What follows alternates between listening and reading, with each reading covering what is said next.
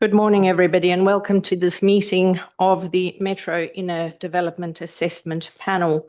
I declare the meeting open at 9:31 a.m. and acknowledge we're hosting this meeting on the traditional land of the Whadjuk people of the Noongar Nation. We acknowledge the Aboriginal people as the traditional custodians of Western Australia, pay respect to elders past and present, and the ongoing connection between people, land, waters, and community. The meeting will be run in accordance with the DAP Standing Orders 2024 under the DAP Regulations 2011. The meeting is being recorded and live streamed on the DAP website in accordance with Regulation 42A of the DAP Regulations. Panel members may refer to technical devices throughout the meeting to assist them in considering the information before them. I'd like to take the opportunity to introduce the members that will be participating today.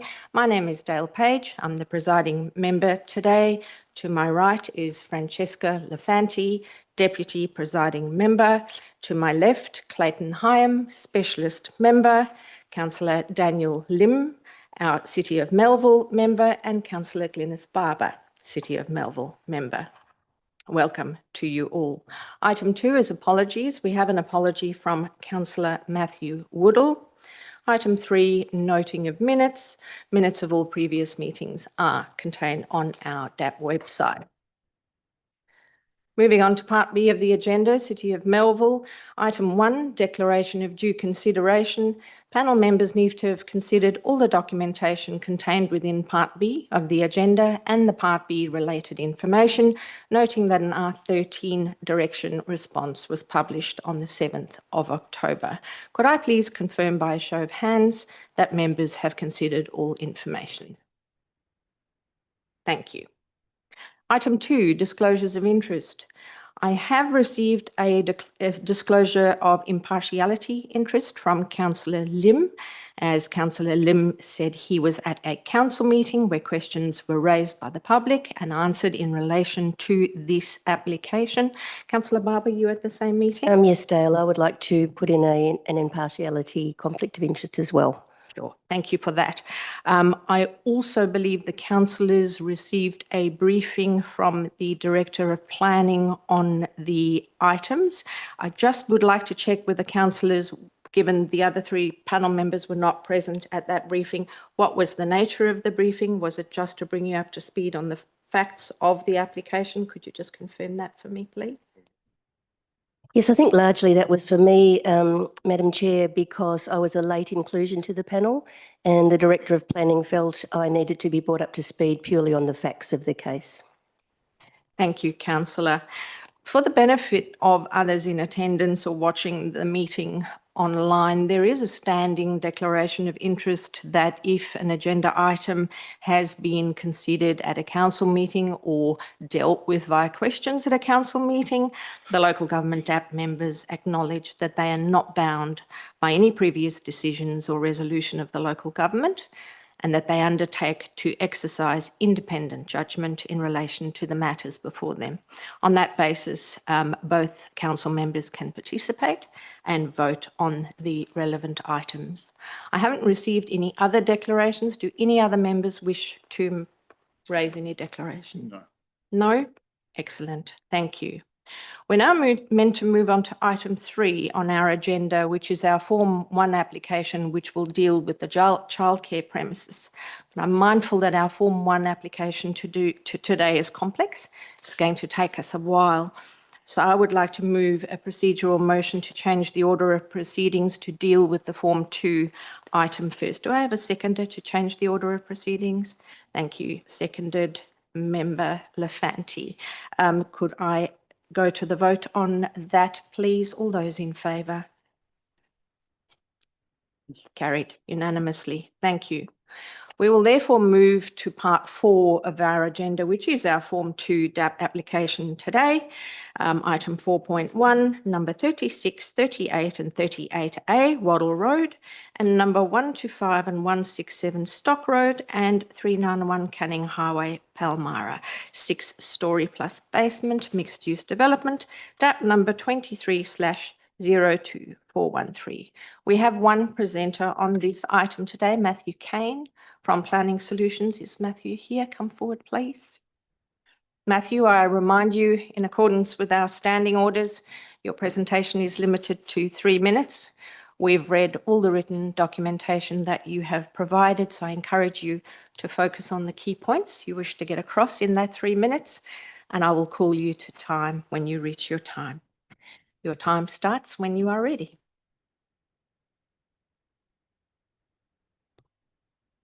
Thank you, Presiding Member. And firstly, can I just thank the panel for modifying the order this morning. Good morning. We act for Hall and Pride, a proponent of proposed development. Certainly very pleased to receive the city's RA and the recommendation for conditional approval. There's been quite a bit of engagement with the city prior to lodgement and through the application. I thank them for their consideration, engagement and assessment. Just, I suppose, to provide some brief context as to the importance of this development overall, the City of Melville in itself is expected to see demand for residential aged care accommodation increase in the next decade by 60%. Hall and Pryor has quite a number of facilities, but those in Melville already sit above the average occupancy rate in Western Australia and sort of around 96 to 100% capacity. So the importance of these beds, it can't be understated. The amendments in themselves facilitate the progression of the development and are critical to supporting opportunities for aged care accommodation within the city. The amendments have been carefully designed to increase capacity whilst not substantially changing the approved form or design intent, land use, access, or any other consideration. As part of the city's assessment, the revised design has been considered by the city's DRP chair, who found that the amendments do not diminish the original intent and maintain design excellence. Importantly, as set out within the RA, the development continues to deliver a range of community benefits that were previously provided, as well as an additional benefit, which is the transfer of land to the city. The RA presents that the development is acceptable from both a planning perspective and a technical perspective, with the additional addendums that we've provided through the application. It's consistent with the city's local framework and supported by officers. We therefore ask the DAP to support the application, adopt the recommendation as proposed. My colleagues from the project team here to answer any questions if there are any, but we appreciate the consideration this morning. Thank you. Thank you, Matthew. Members, are there any questions of this presenter? Councillor Barber, any questions? Thank you, Madam Chair. Yes, thank you for your presentation. I'm just wondering, when are you expecting construction to begin?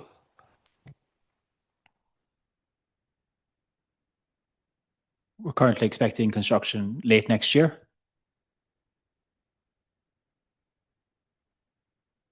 Anything further, Councillor? Councillor, no? Any other questions? I just have one question. It's about the condition, the new condition 35 that requires the transfer of the land. And you've stated that you're satisfied with imposition of that condition. Are you satisfied with the timing of that action, i.e. you need to deal with the deed for transfer ahead of building permit? Yes, we are. In this instance, we've discussed that with the city and we're happy with the condition, timing and the trigger. Thank you. All good. Thank you for that. We will now move to invite questions of the local government officers. We have Kate Bainbridge and Nathan Maziga with us today from the City of Melville. Members, do we have any questions of the local government officers? Councillor Barber? No, Councillor Lim? No? Any other questions? It's a minor one. And well, I am curious as to why you sought the deed of transfer before building permit and not occupancy. Is there a reason for that? Through the chair, I'll have our consultant, Dane Gawn, to answer that question. Thank you. Thank you, Member, for the question. The purpose of that was to address a couple of things. The first being that there's some standard practice around amalgamation conditions, that kind of thing. That wasn't seen to be appropriate in this case.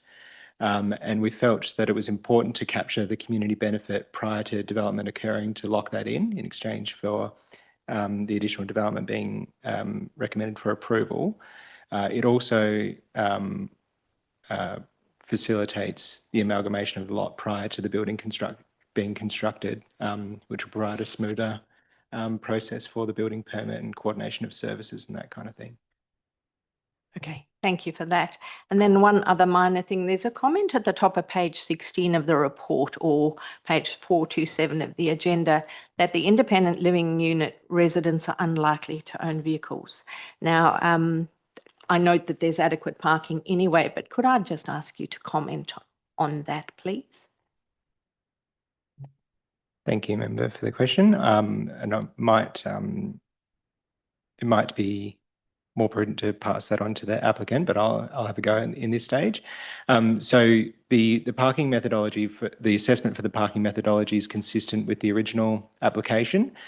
Given that the amendment wasn't, or no changes to the planning framework have occurred since that original application, we simply adopted the same methodology and we didn't think it would be appropriate to depart from that without any change to policy in the interim period. Thank you for that. Did the applicant want to comment on that? I guess I'm asking the question, and it might just be a bit of an anomaly because I note that the parking is adequate, but a lot of inhabitants of independent living units do own vehicles and they're really mobile. So can I just ask about that comment? Yeah, look, the city's comment's obviously there from our perspective and the clients.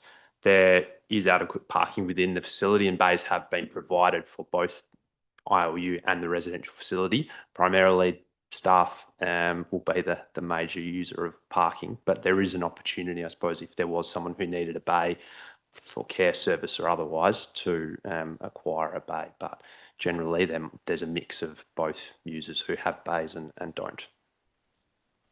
Thank you for that. Unless there are any other questions for the local government officers, I'm going to move to the report on this item.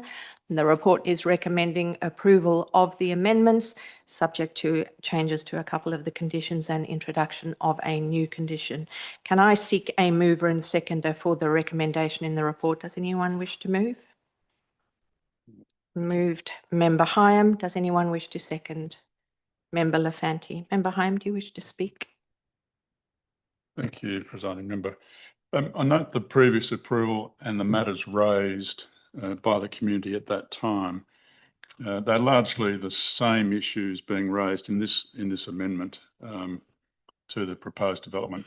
I agree with the position taken in the RAR in the context of the approval. Development is not considered, or they're not considered significant changes. In terms of the height of the proposal, falls within the parameters of the Melville District Activity Centre Plan, noting that they do introduce some additional building height and bulk. However, this is within the discretionary scope of the Activity Centre Plan. In terms of the overshadowing, the impacts are considered modest, being compliant with the relevant planning controls. The parking and traffic issue has been addressed through the traffic impact assessment, noting that the existing network has sufficient capacity to accommodate the development without compromising safety or operational performance.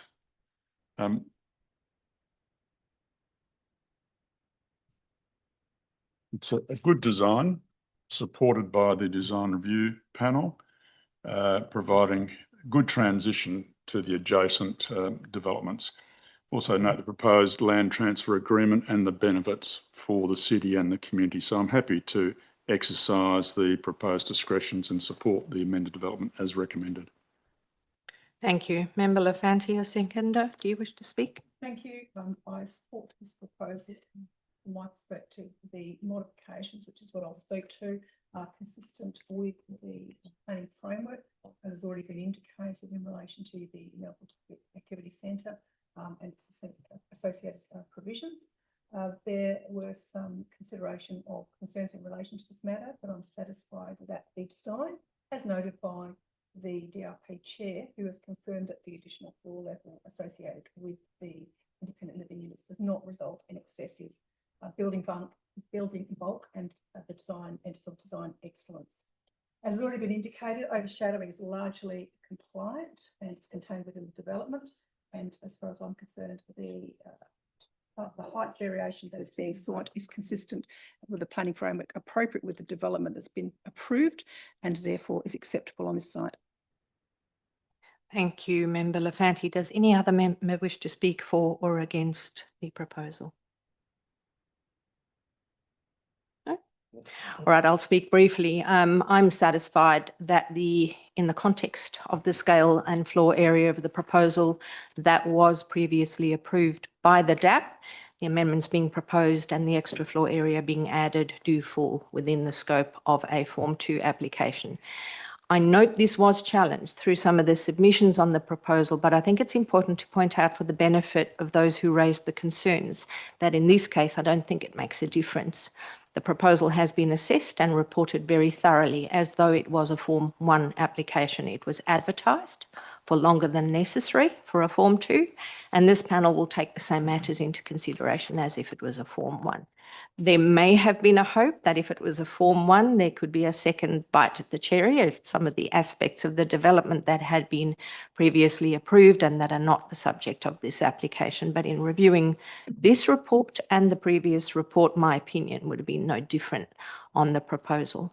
I'm not concerned about the extra height for the independent living component because a height of 7 stories can be accommodated within the centre zone. I also note that no extra height is being proposed for the aged care facility. The floor area is simply being extended towards the south. The extra units that will be created will go some way to meet a significant demand for this type of accommodation, and the city's RA demonstrates that the changes will not unduly impact on adjoining properties in terms of overshadowing, privacy or bulk. I note that the chair of the city's design review panel has advised that amendments do not diminish the design quality of the approved development. I agree. And looking at the side-by-side renders that were provided by the applicants showing the visible changes on page 540 of the agenda, my opinion is that extension of that upper floor to the southern edge actually improves the design. I'm cognizant of the objections that were received when the amendments were advertised, but I'm satisfied that these have been thoroughly and appropriately responded to in the city's report, so I'm happy to support. With that, I will revert to the mover to close. No need. Madam Chair. Nothing further? All right, let's move to the vote on this then. All those in favour? Carried unanimously. Thank you. We will now move on to item 3, our Form 1 DAP application for today, lots 143 and 144, numbers 34 and 36 St Michael Terrace, Mount Pleasant. Application is for a childcare premises, DAP number 25/02925. We have quite a few presenters on this item today. Aaron McGrail speaking against the application. Aaron McGrail on behalf of Esther Cole speaking against the application. Benedict McCarthy on behalf of Daniel Marcolina speaking against the application. Greg Pollane on behalf of a concerned resident speaking against. Greg Pollane speaking for himself against the application. Julia Costa and Marissa Costa speaking against the application. Vanessa Mather against the application. Wendy Coe against the application. We then have a written submission from Tony Radici that we've all had the benefit of reading. And then we have presentations from the applicant team. Paul Gantos from Irby in support of the application, Ray Pardo from Carcione in support, and Renee Young from Element in support. Now, presenters, I do remind you, in accordance with Clause 4A2 of our standing orders, your presentations are limited to 3 minutes. I did receive a couple of requests to extend speaking time, but given the number of presenters we have, and in fairness to everyone, no extensions have been granted. I will let you know when you've reached your time limit, but please rest assured that anything you have submitted to us, we've all thoroughly read. So I encourage you to focus on the key points you'd like to get across in those 3 minutes, and we will be able to ask you questions after your presentation. Aaron McGrail, please come forward. And your time starts when.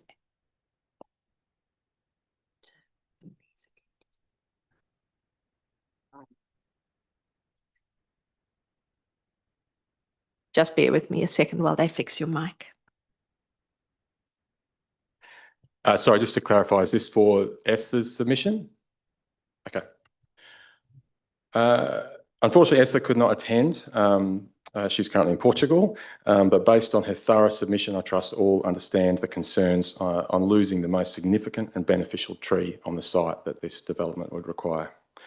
I acknowledge that this tree is the only one to be lost, but would note noting all the others originally on both lots are long gone. But again, this is the most significant tree on the site and currently hosts a nesting pair of galahs, as it does every spring. I would add as well that Mount Pleasant Primary School has recently lost a number of large trees immediately adjacent to this site on the basis of safety, as expressed by parents at Mount Pleasant Primary School. This is despite that risk being literally less than being struck by lightning. So the idea of this centre being approved and adding to the more real safety concerns at the site, as the Mount Pleasant Primary School P&C, who are here today, could attest to, and against the planning state planning policies and guidelines specific to large and extra large childcare centres in residential areas, seems inexplicable. So the trees in itself are not a defining criteria, I think, but they, in combination with the other factors that others will present to, I believe, should be considered. Thank you. Thank you, Mr. McGrail. Before you sit down, are there any questions any member has for this presenter? No? Mr. McGrail, are you going to be presenting on behalf of yourself as well? Yes, I am. You may as well stay there and I'll restart your 3 minutes. Okay. Thank you to the panel for the opportunity to speak as a concerned resident of St Michael Terrace and a parent whose young children attend both Mount Pleasant Primary School and childcare.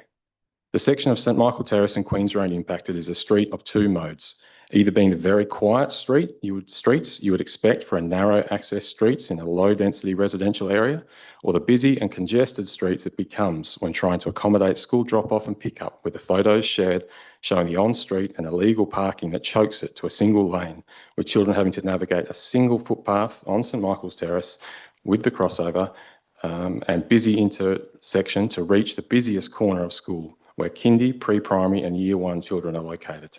As every parent walking their child in the area knows, the single accident presented in the TIS does nothing to accurately represent the safety of the location or the near misses and forced giveaways that happen every day. The applicant's constant insistence on ignoring this reality, rejecting even the reasonable request from City of Melville for a road safety audit, despite it being well over 100 traffic movements and having significant pedestrian activity and identified safety risks, speaks volumes of their understanding of the site. If they had had the early engagements encouraged by guidelines, they would understand it better, rather than solely comparing optimistic traffic generation against generic maximums. There are also inconsistencies in the TIS, including defining it only as a moderate impact. And though I acknowledge I'm not an expert, as an engineer I can read a standard and have not extrapolated or made up anything that was highlighted in my submission. Ultimately, I believe the panel should consider the TIS optimistic at best, with traffic, amenity and safety impacts understated. Also absent from the TIS were the ongoing traffic volumes that are critical for the percentage increase, given the commonly used threshold of 10% from IEMA or ICEP, to define when a sensitive area experiences a significant impact on amenity, including noise, severance, pedestrian delay and intimidation, with 108 to 145% and 152 to 174% increases to weekday averages and AM peak vehicle per hour respectively. It is extremely clear how incompatible it is and how inaccurate the applicant's statement is that the school generates significantly higher traffic. And of course, in the 3 months of school holidays, every year these percentages explode even further.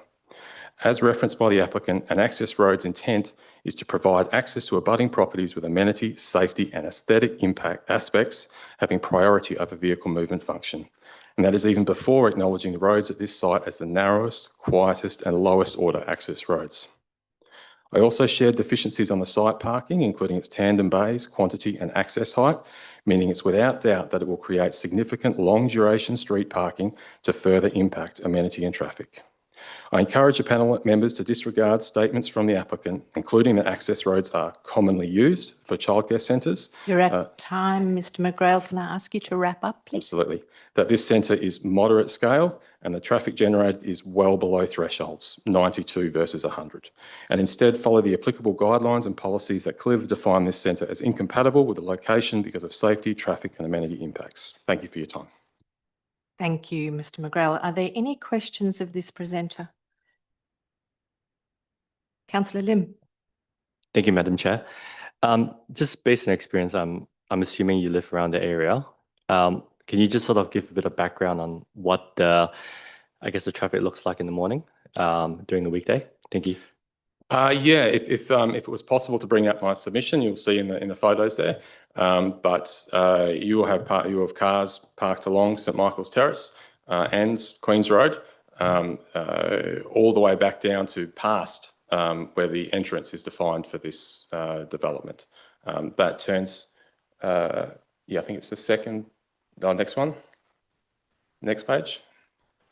Yeah, so that's sort of an overview. So there's cars parked illegally up on the verge, illegally crossing the path, and all the way back down to the entrance point on the site. That's just on St Michael's Terrace and Queen's Road. That turns both of them immediately, and for those full durations of pickups into single lane roads. And yeah, so that's, every school day pickup it happens, and that period is not 10, 15 minutes. That is half an hour to an hour. Go ahead.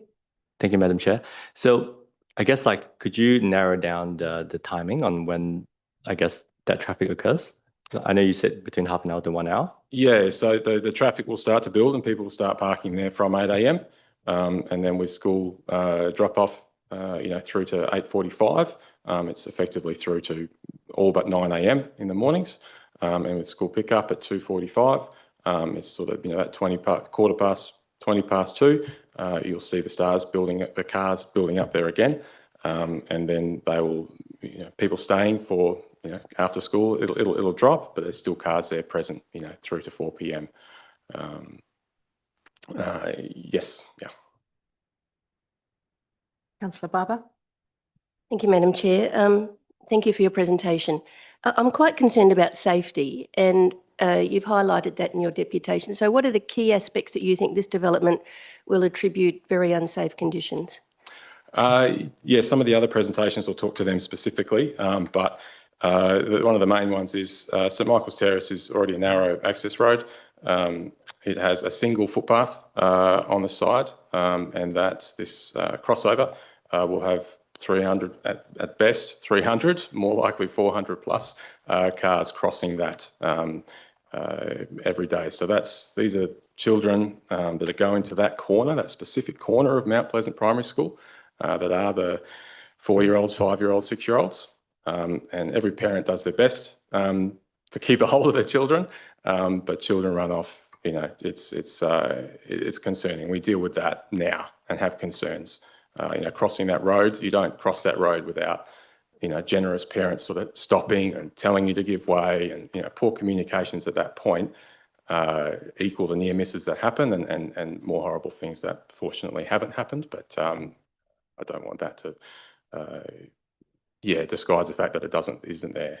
And I would, I guess, highlight as well that, yes, the operating hours for the childcare are different to school, but the entire intent, I guess it seems to be, to put this extra large childcare next to a high primary school, is to combine, to make it easier for people. So the idea that they will spread out when you're targeting people that want to do drop off and pick up at the same time, I think is not a suitable argument to make, and it will be, if anything, more focused than a normal childcare facility would be. Thank you. Any other questions?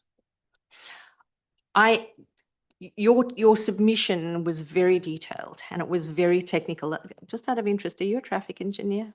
No, I'm not a traffic engineer. I am an engineer more broadly. We did seek to have a peer review of the TIS completed. Unfortunately, the little community group together, it was quite a financial outlay. And also the timeline between the updated TIS being available in the RARE and this meeting just didn't allow it. But I know more about traffic rules than I thought I ever would. So yes. Thank you for that. I don't have any specific questions on the details apart from what you've already covered off, but your submission has raised some questions in my mind that I will post to the city staff. So thank you for that. Okay, thank you very much.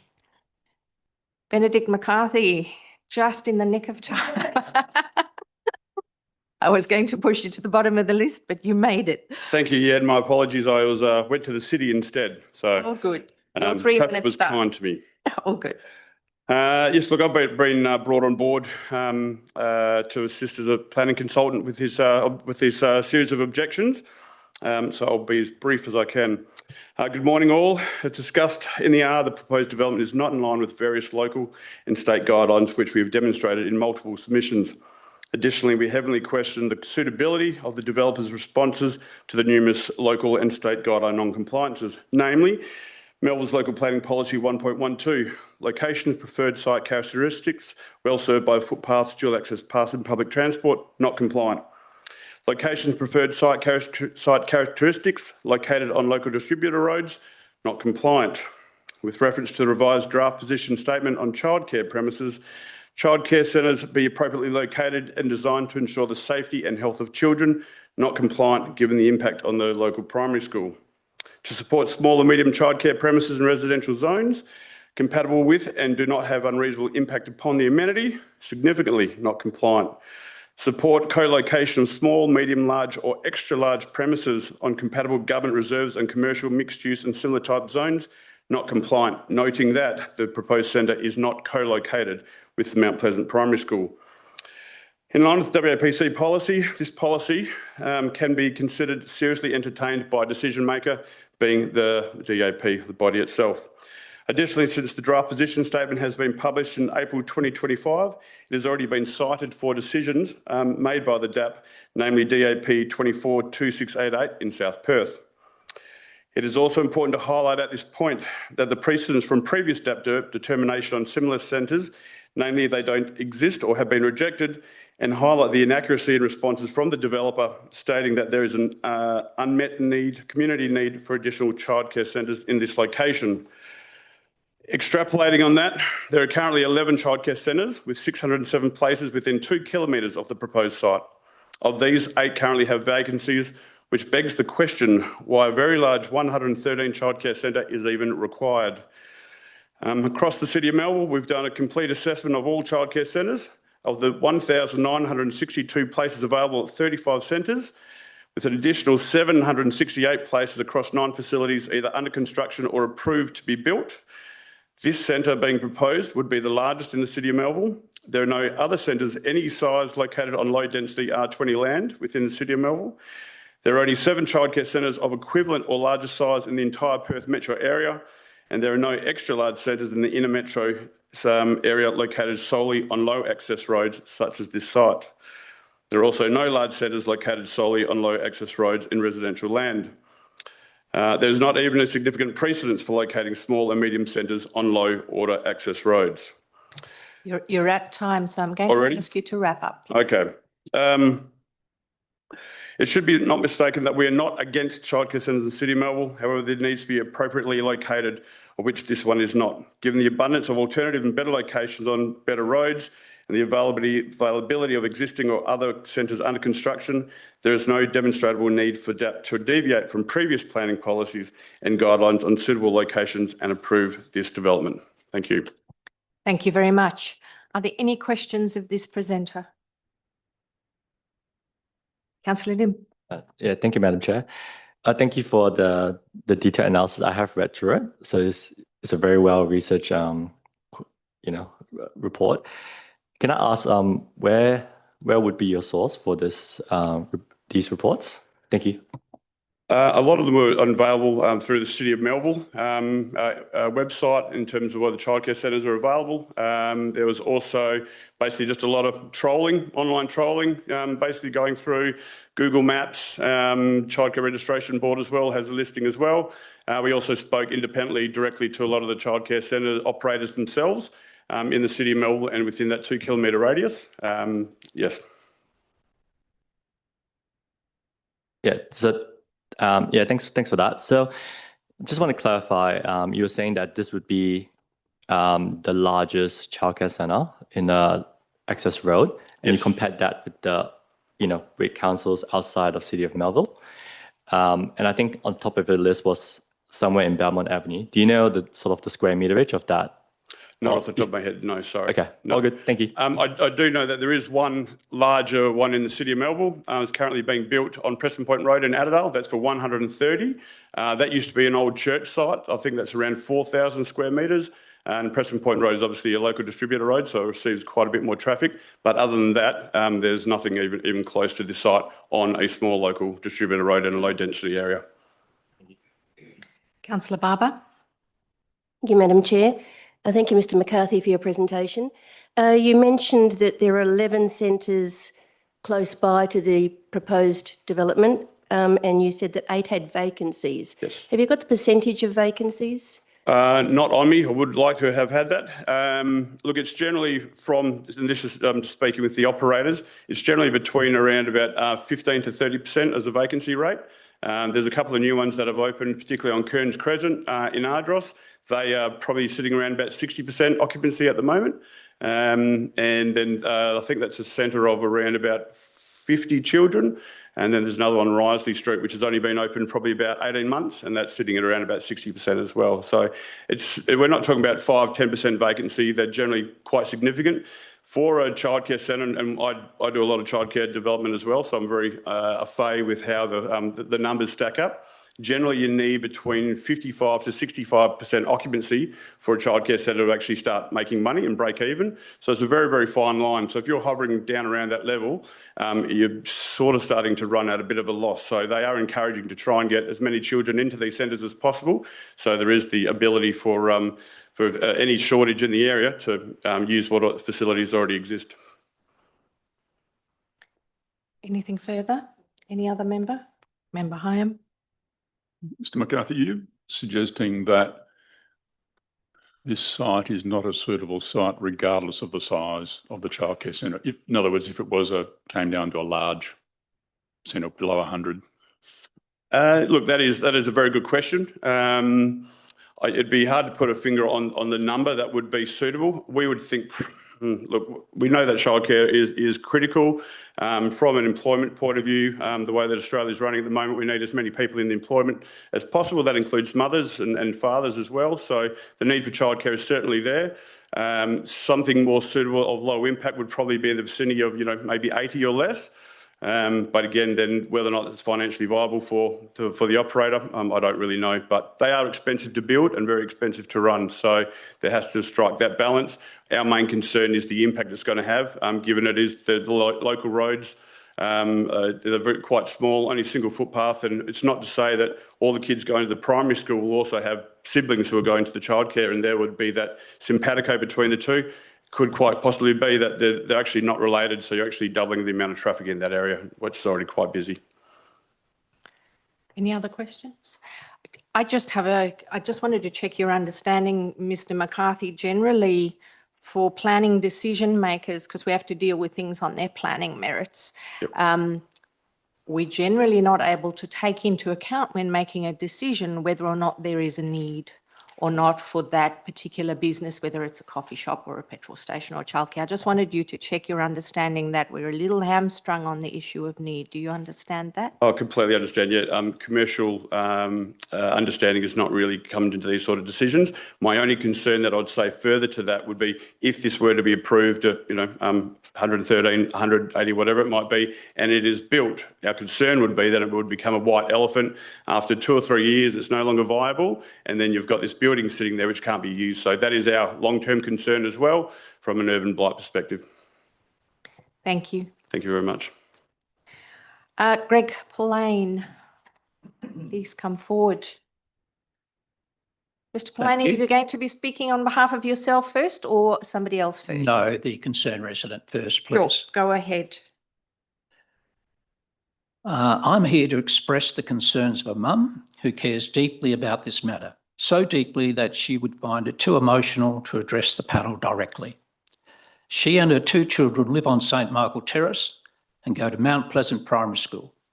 She is concerned with the application's magnitude, presence on what is a sensitive area, in line with definitions used for assessments of traffic impacts on safety and amenity.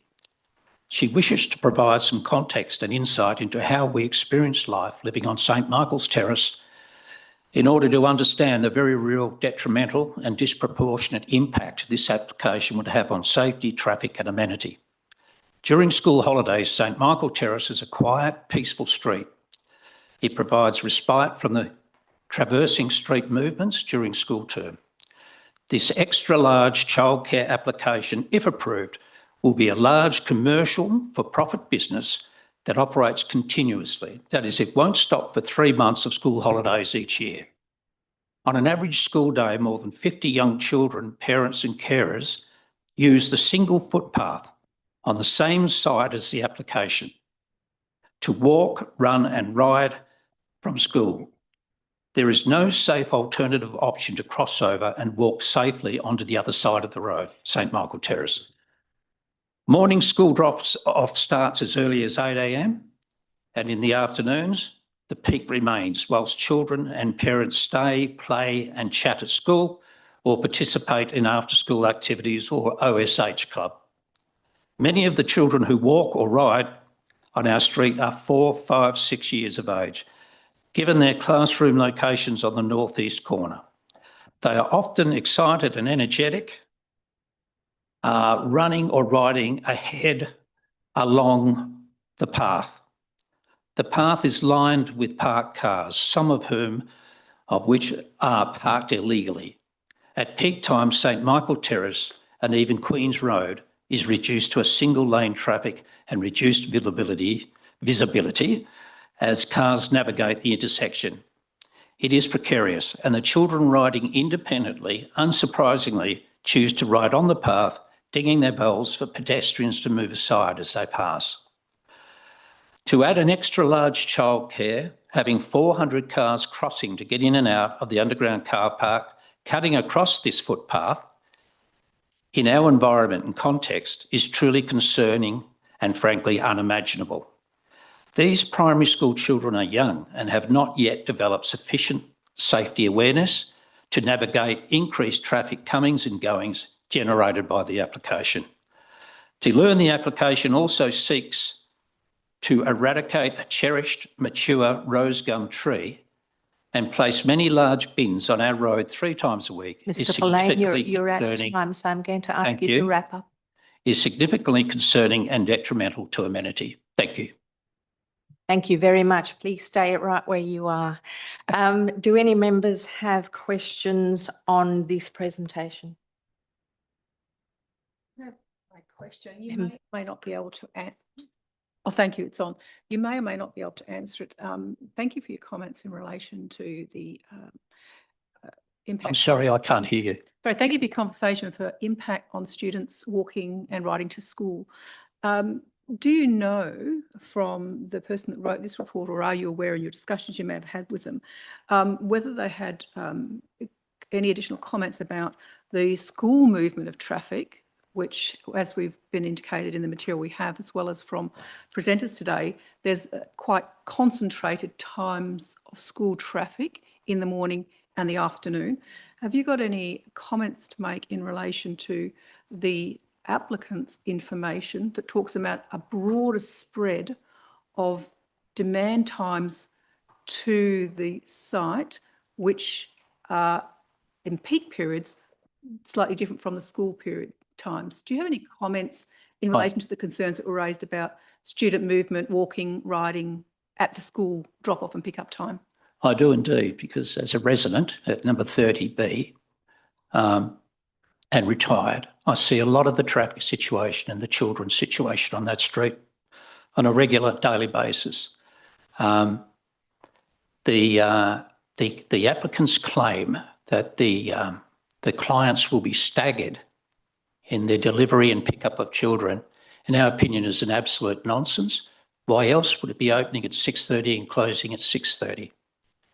The bulk of parents will certainly be, or carers and parents will certainly be delivering their children early in the morning and picking them up later in the day. Those hours between 9:30 and 3, there will be very minimal traffic from clients, from the childcare clients during those hours, in my opinion. Thank you for your comments. Thank you, Mr. Pillane. Would you like to start your 3 minutes on your own presentation now? Yes, thank you. I'm objecting to the proposed 113 child, 28 staff, commercial scale, extra large childcare centre at 34 to 36 St Michael Terrace. We support childcare in principle, but this proposal is too large, unsafe and incompatible with our residential streets.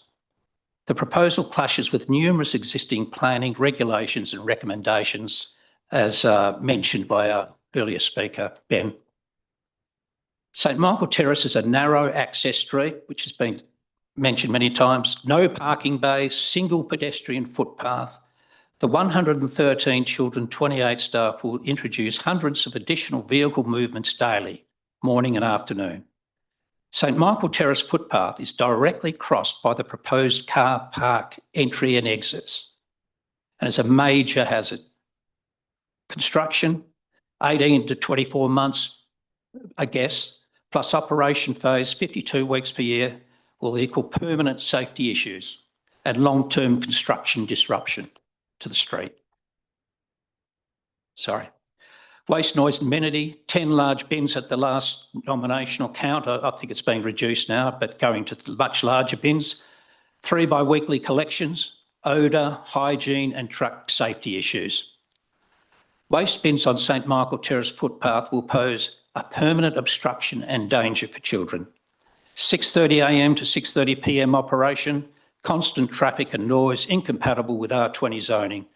School operates 40 weeks per year versus childcare 52 weeks, far higher intensity. Scale, character and tree loss. This 2-level, 2,000 square metre commercial scale extra large facility in low density R20 street overwhelms residential streetscape. The mature gum tree removal, loss of another bird nesting habitat and visual amenity. Contradicts City of Melville's own environmental and planning objectives. Impact and alternative options. 33 St Michael Terrace was recently purchased by the Costa family. Their planned new home is directly opposite the daycare basement car park entry and exit and odorous bins. It's an unacceptable impact on that family. 120 written objections to council.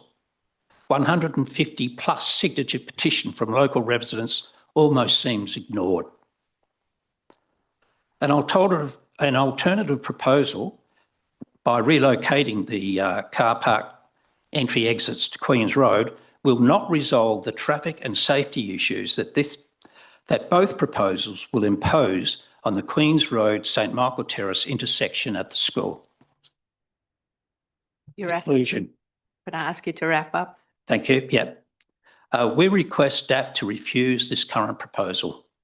Proposal scale, safety, traffic, environmental, amenity impact appears to be devoid of deliberation or awareness of potential consequences to children. Please preserve the safety, amenity and character of St Michael Terrace. Thank you.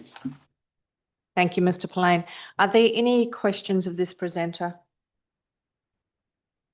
Mr. Pillane, you actually raised some very interesting issues in your, or ideas rather, in your submission. So I don't have questions for you necessarily, but I will be flagging some of those with both the city and the applicant team when they come forward. So thank you. Okay, thank you. Julio Costa.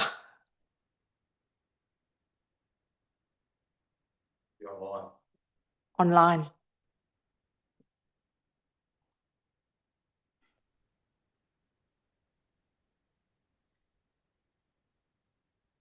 Hello, Madam Chair. Can you hear me?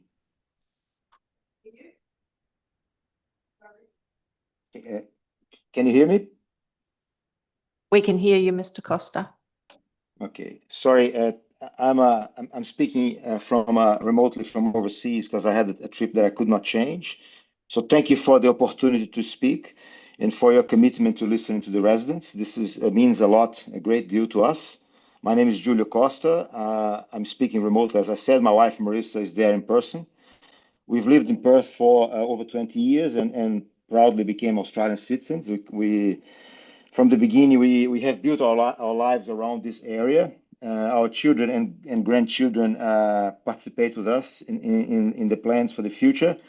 We always wanted to live in Mount Pleasant, and recently we actually were able, after a lot of hard work and savings, to purchase the 2 blocks, 33 and 33A St. Michael, right opposite to the proposed childcare facility. We were extremely excited to start building our plans to build our home in there, to find ourselves very shaken and emotionally impacted by the proposal. So I'm here not to repeat all the arguments. I think the arguments are very clear from everyone, and I concur with everything that was said. I just want to make a personal appeal that the possibility of this childcare being approved will have us abandon our plan to live in that street, which is quite sad for us, and will cause, of course, financial impact for us to move the plans to somewhere else. We believe that this childcare will change drastically the living standards in that area, and then will change the mindset by which we bought those properties. So really, it is heartbreaking to us. It's not about planning; it's about people. Our families have invested in the area, and we really keen to build in there. And I respectfully ask you to consider the real human impact of this and reject the proposal. And thank you for the time. You're welcome. Thank you for making your presentation, Mr. Costa. Do any members have any questions for Mr. Costa? Councillor Lim. Thank you, Madam Chair. Thanks for that presentation, Julio. Just wondering, you did mention that you are planning on constructing on the site. So do you have sort of an idea on when you're constructing? I'm just wondering if that intersects with the construction time of the daycare as well. Thank you. Thank you for your question. As soon as we can, we have already started build the plans, and we just now had to put everything on hold until we see the decision here. But the idea is that if it's rejected, then we start as soon as we can. If it's approved, then we don't know what to do, right? Because we believe that there's going to be changing the lifestyle there, and we're not sure we'll be able to still consider living there.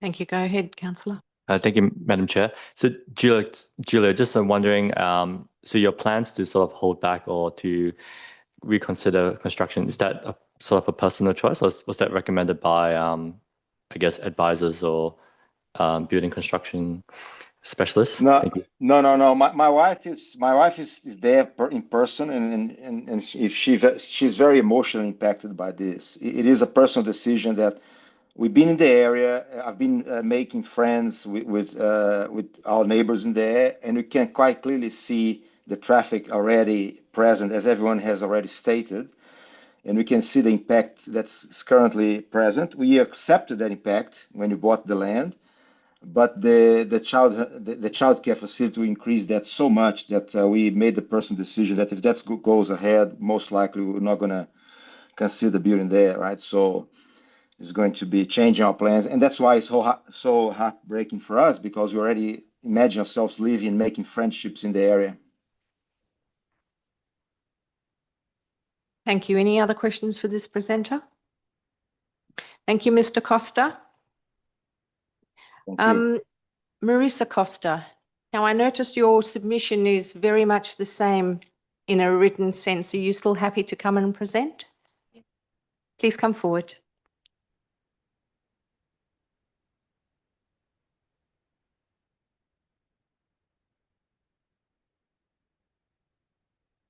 Thank you. Thank you. Good morning. I won't read anything. I just talk by heart. I'm very emotional about that because we planned a lot and it was hard to buy the land. So since we saw the sign there that it is going to be you were going to study to approve that. We read the sign there. I start to go there more often at the drop off of the kids, and it's really complicated, the traffic in the area already. Because I am going there often, some days are easier, some days are chaotic. So I am afraid, so I don't want to live there if it goes ahead, because it will be a nightmare. We have only one lane, so when I go, sometimes I have to pick up my granddaughter from St. Benedict's school, so I pass through there.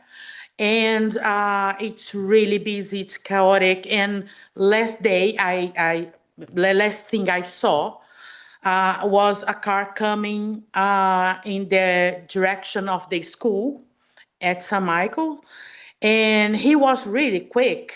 So, and he just did like a turn like that really quick to park ahead of the house of Mr. Greg here, very, very far away. And I was, oh my God, how is this going to accommodate another, how many babies we will have here? So it was very scary to see that. I consider Perth drivers very well educated and very nice. I lived in Melbourne for a while, so here is good. But we just need one person that is in a rush, that is, busy that day, that do something wrong, and it won't be good. Another thing is, because my house would be in front of the daycare, I can imagine my house there with, I don't know how many bins, 3 times a week with the smell. I have grandchildren, so I know the nappies, what can they do. So I can imagine like 130 babies with all of that, and the delivery trucks that going to go there often to deliver goods for the daycare. So it will be not an option for us to build there if it goes ahead. And it's very, very sad. We are going to lose money. So of course, I'm talking more about a personal view. And I thank you for listening, for my emotional. That's all right, and you are perfectly on time, so thank you for that. Does any member have a question for this presenter? No, thank you for your presentation. You do? Thank you, Madam Chair. So can I ask, you're saying that you have experience because you had to drop your kids off to, I guess, the school? Yeah, nearby? another school, not that one. My granddaughter studies at St. Benedict's. Yeah. So I live in Mount Pleasant, so I Yeah. just go through there Yeah. to see the traffic. Okay, thank you. Any other questions for this presenter? No? Thank you very much. Thank you. Vanessa Mather.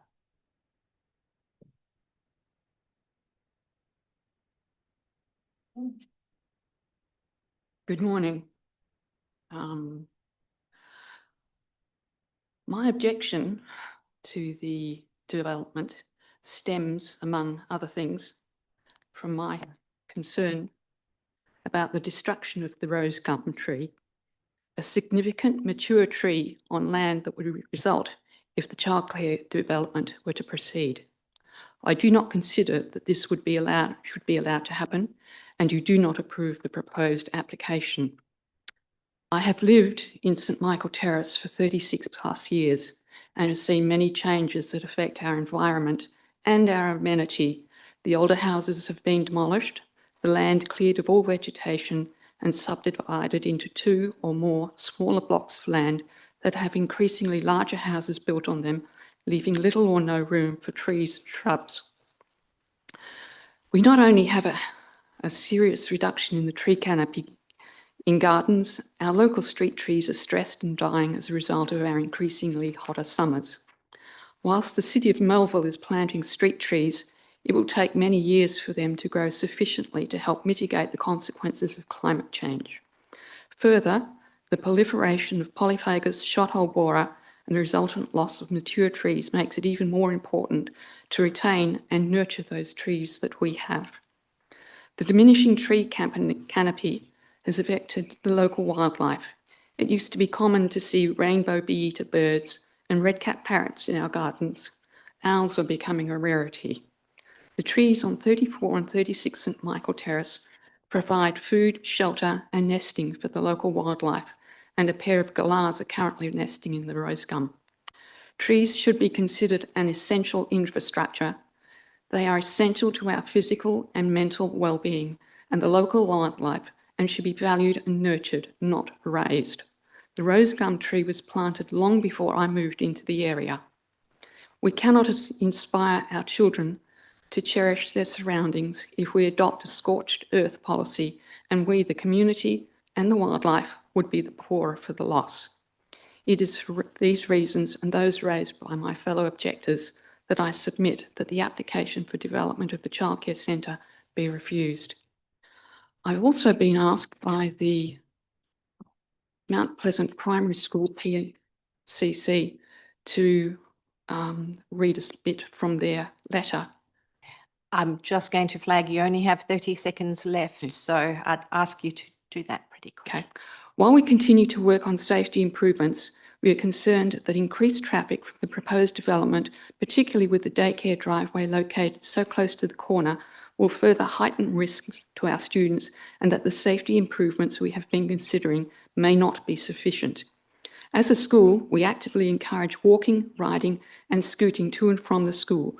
Many students cross at this corner and is particularly congested during the morning drop-off and afternoon pickup. Adding more vehicle movements at these times will significantly increase the risk to children navigating the crossing. Thank you. Thank you very much. Are there any questions of this presenter? Councillor Barber. I'm just curious, and thank you for your presentation, Ms. Mather. The rose gum, which is a special tree, if that could be retained by the applicant, would you consider accepting the proposal? No, I don't. As I said, the tree is a concern, but all the other subjects that my co-presenters have raised is also of a concern to me. But the tree was my concern as well. Councillor Lim. Thank you, Madam Chair. Yeah, just wondering, thank you for your presentation. And I'm sort of wanting more details from the school. Are you saying that they have already established their own sort of like safety, I guess, procedures to make sure that the traffic of pedestrians and vehicles are well managed? Do you know, do you have any details around like what they're currently doing to mitigate all of that? Thank you. I'm happy for the school to come forward and answer that question if you would like.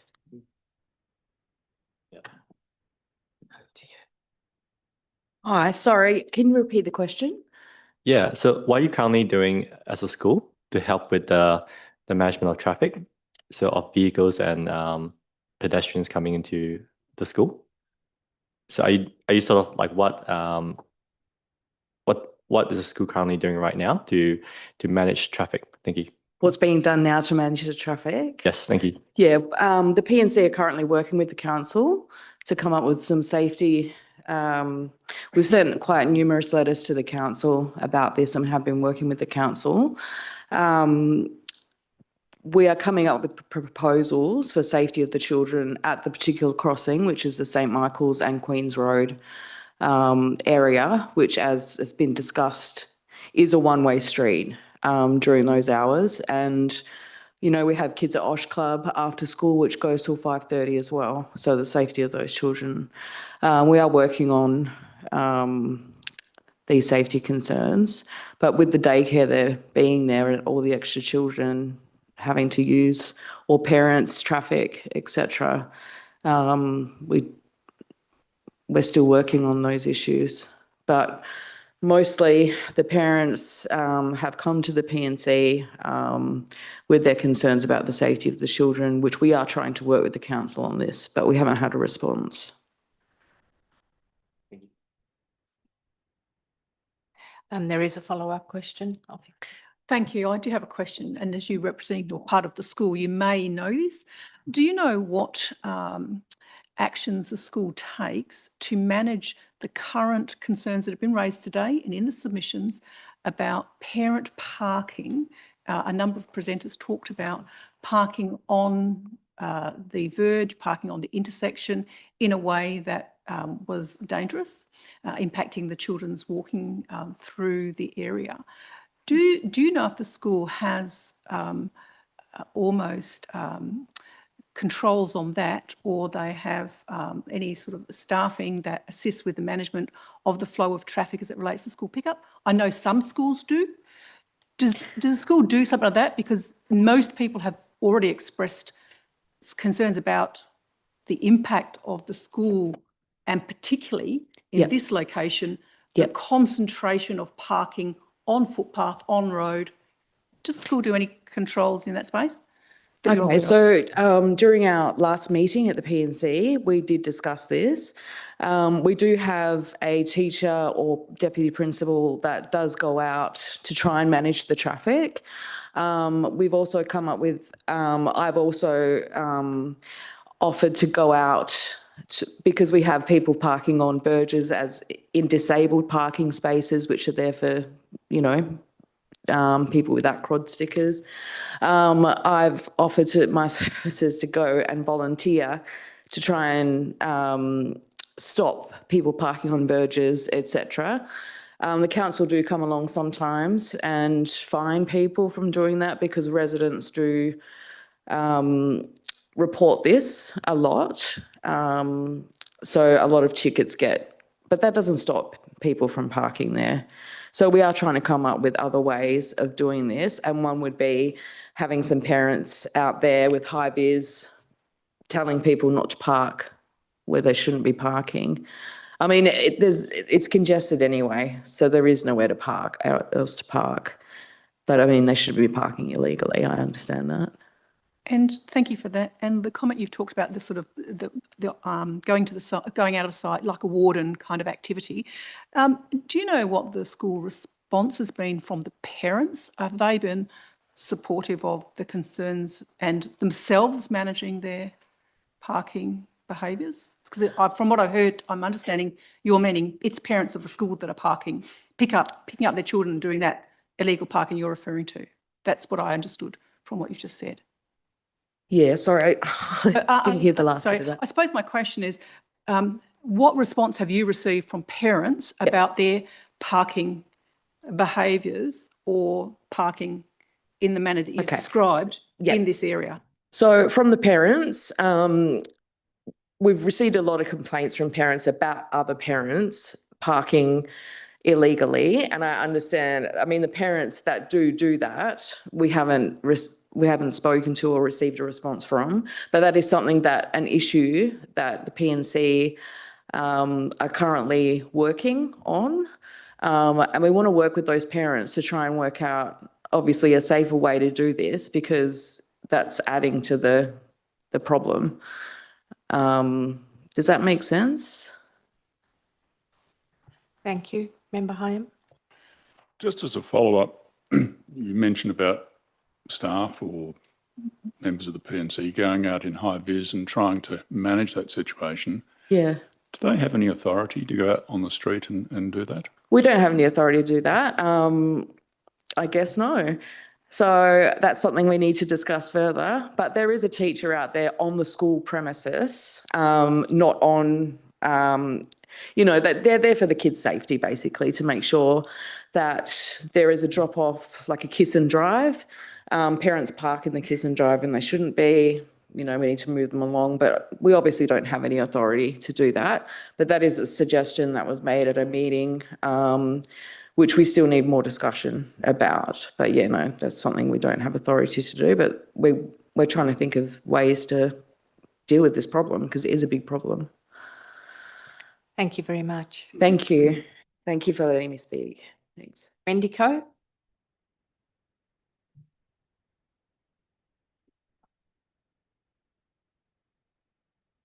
Hi, thank you.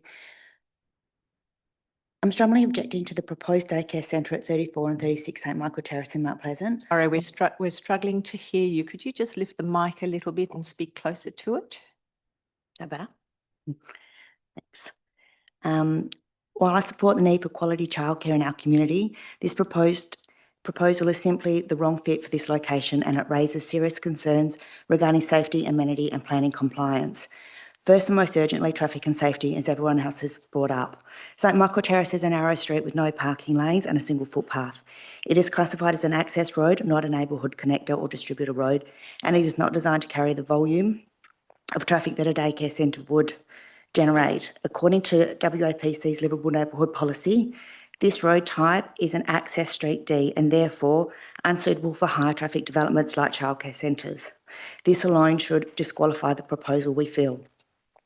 Peak traffic from the daycare will directly overlap with school drop-off and pick-up times at Mount Pleasant Primary. This creates a dangerous and chaotic mix of cars, pedestrians and cyclists, many of them children. Increased traffic in such a constrained space increases likelihood of vehicle-pedestrian collisions, blocked sight lines and illegal parking on verges and footpaths. It's not a matter of if, but when someone gets hurt. The street already has congestion during school times. Adding daycare traffic, including parents stopping briefly, staff parking and delivery vehicles will only worsen the situation. With no room for a dedicated drop-off bay, cars will inevitably stop in the street, creating bottlenecks and obstructing through traffic. In a worst-case scenario, emergency vehicles could be blocked, and that's a risk no community should accept.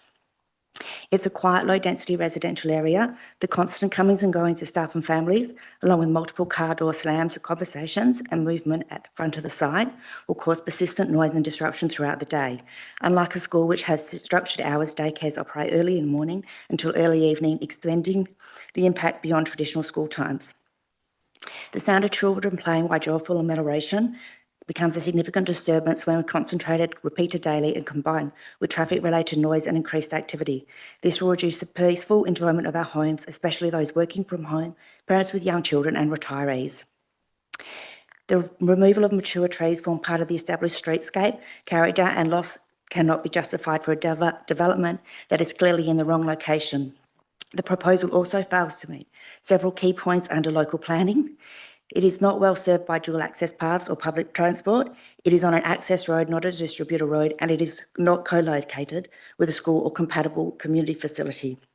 It is non-compliant, unsafe and incompatible with the character of this residential area. There are no precedents to approve a childcare centre this size at this location, and there are precedents to rejecting it in line with various local and state guidelines, including the recent and applicable draft position on childcare. This is not about opposing childcare, it's about protecting the safety, livability and planning integrity of our neighbourhood. I respectfully urge this application be rejected. Thank you. Thank you very much. Are there any questions of this presenter? Thank you. Paul Gantos, come forward, please. Renee is on, sorry? Paul's our traffic engineer, so he's online. Yes, we'll come up all together. Come forward. I think you're going to be standing there quite a while, so. Okay.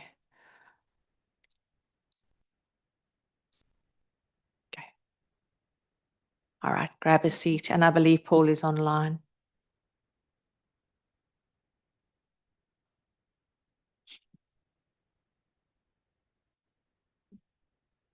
Can I just check Paul's going first? Yep. Paul, you're there. We can see you. Can you hear us? Yes, I can.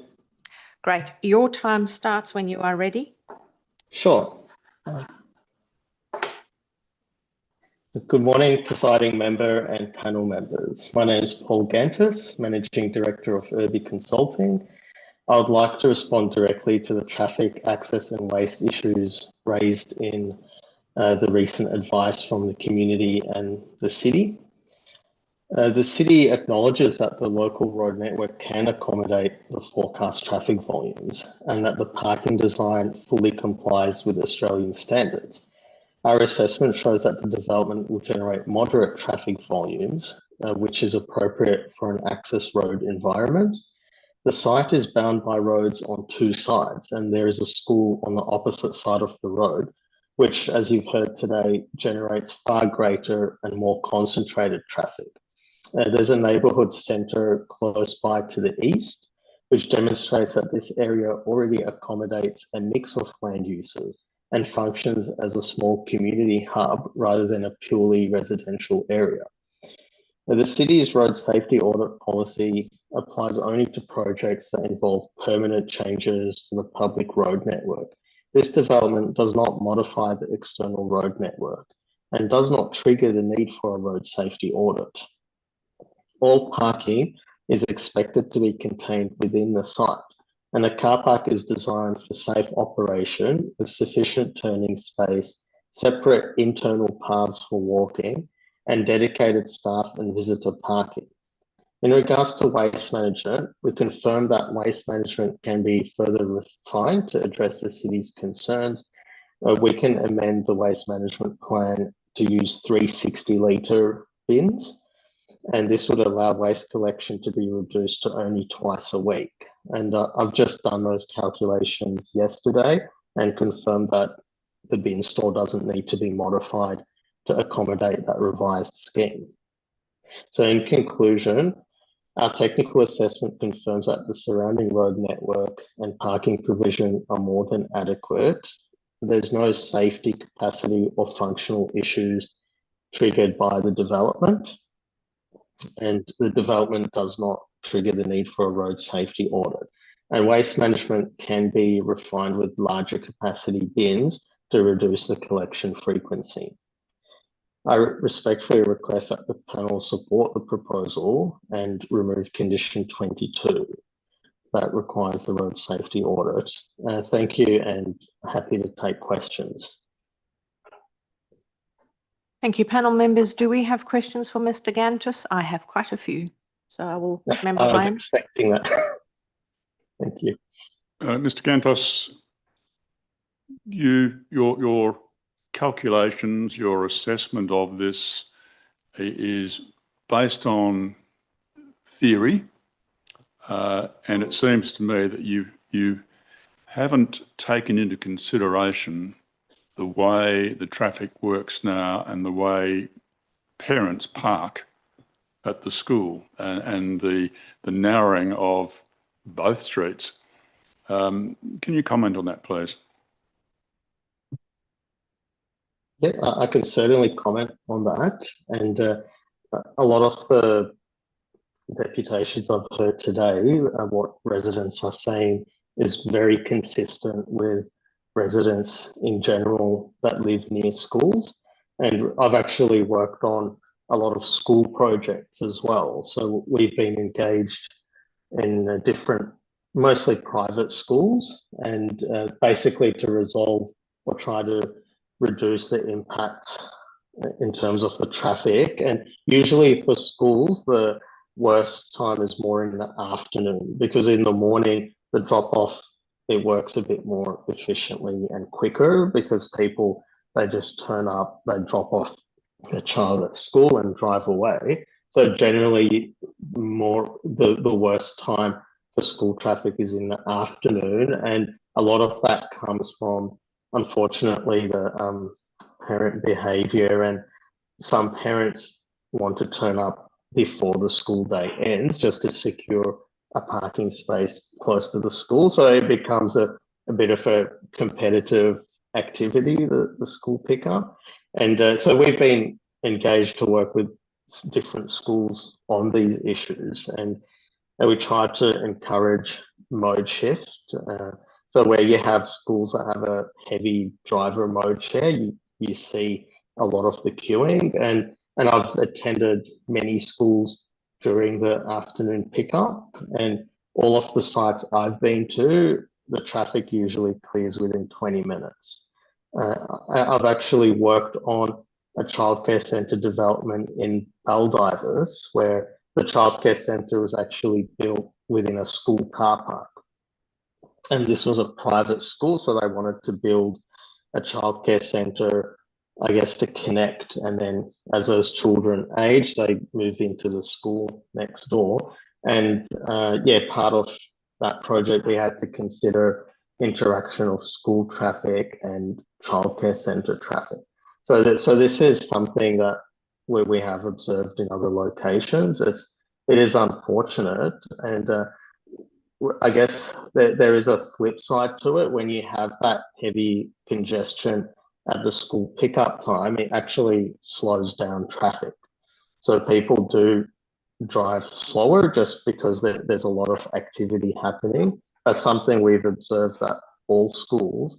And additionally, part of the way to address the safety issues is that these roads actually have a 40km/h school zone speed limit during those busy times. And that's the way it's done on public roads abutting schools. That's why they put the school zones and they lower the speed during that time, because a lot of the safety risk comes from the speed of crashes, and so that's why they lower the speed limit during that time to try to make it safer. So really there's two ways that safety is improved. Cars naturally slow down because of the congestion, and people are looking for a parking space and then maneuvering in and out of parking spaces. So that causes a natural friction to slow traffic. And then there's also a legal requirement. Even without that friction, legally you have to drive slower during that time because there's a school zone speed limit on these roads.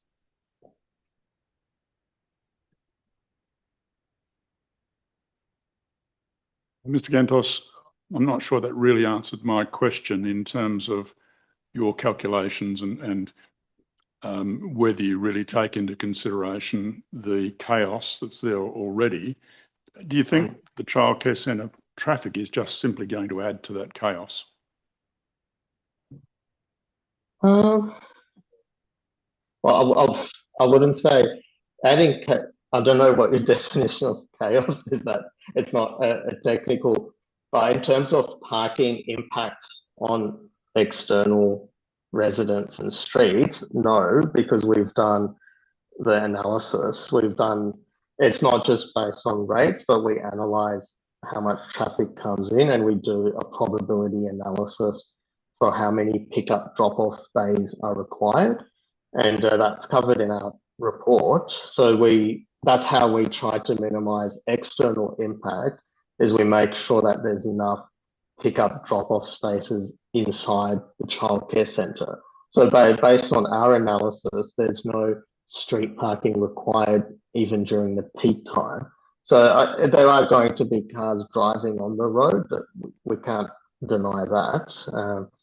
But in terms of adding to verge parking and things like that, I guess the way that we're trying to address that issue is to make sure we have enough parking inside the site, which are based on our technical analysis, and we do have, and that's different from planning scheme requirements. I understand that the parking is compliant from a scheme and policy perspective, but from an engineering analysis, it's also compliant. There's enough parking inside the site. So I can't really say that we're not going to have cars driving on the road. That wouldn't be realistic. But yeah, we just make sure that there's enough parking in the site. And we're also providing a full width driveway for two-way vehicle movements, and it's fully compliant with Australian standards. So there's not much we can do from a design perspective to improve safety, I'll say in quotation marks, because it's fully compliant. There's enough parking inside the childcare centre. The dimensions are generous to promote, I guess, more efficient turnover in the car park. The driveway width is two-way and the sight lines are provided. And even we work with the architect to make sure that the grade of the driveway approaching the road is compliant, which is it should be a maximum of 5%, which it is. So we actually went through some plan revisions before the DA submission. The grade was a little bit steeper originally, and we worked with the architect to make sure that they get that grading correct. And that's also to do with safety, because as you're driving out of the site, you want to be approaching on a flat grade so you can clearly see the footpaths. Yeah, there's not much else, but what I can say is... Can I just ask you, Mr. Gantos, Sure. because we need to keep this tight. Sure, Some of the submitters, just as a follow-up before I hand back to Member Hyam, some submitters, you're talking about safety now, but some of the submitters contend that you haven't addressed the requirement to identify and discuss any existing or potential safety issues. Are you saying that you have done that, and how have you done that? Okay, yes. Well, what we do as part of our work is we make sure that the design of the development is not creating a safety issue through being non-compliant with its design. So we have to make sure the design of the development is fully compliant and it's not creating a safety issue like a blind spot or just a misalignment of the road or anything like that. So we did make sure, as I mentioned, we made sure that the gradient of the driveway is flat and that the sight lines are there so people can see the footpath clearly. And also part of the safety is to make sure there's enough parking on site to make an efficient turnover in the car park so it doesn't get over congested. So we've done that analysis and made sure there's enough parking. We've also checked the crash data. From memory, there was one crash. I fully understand the comments about a chaotic school pickup and safety concerns with students. I'm not trying to discount that, but I can say that that's an observation that's made at most schools. And I've had personal experience of walking around schools and seeing the type of chaos that's mentioned. It's just something that does happen at schools, and there's not really a way you can completely remove the congestion around a school. But it's not a congestion that's being created by the childcare centre. Yep, understand that. So just on that, you talk about the chaos around the schools and so on. There's also been a suggestion from one of the submitters that this proposal should require a high impact TIA because there's more than 100 children and it's immediately adjacent to a primary school with around 600 children. So can you comment on that, please?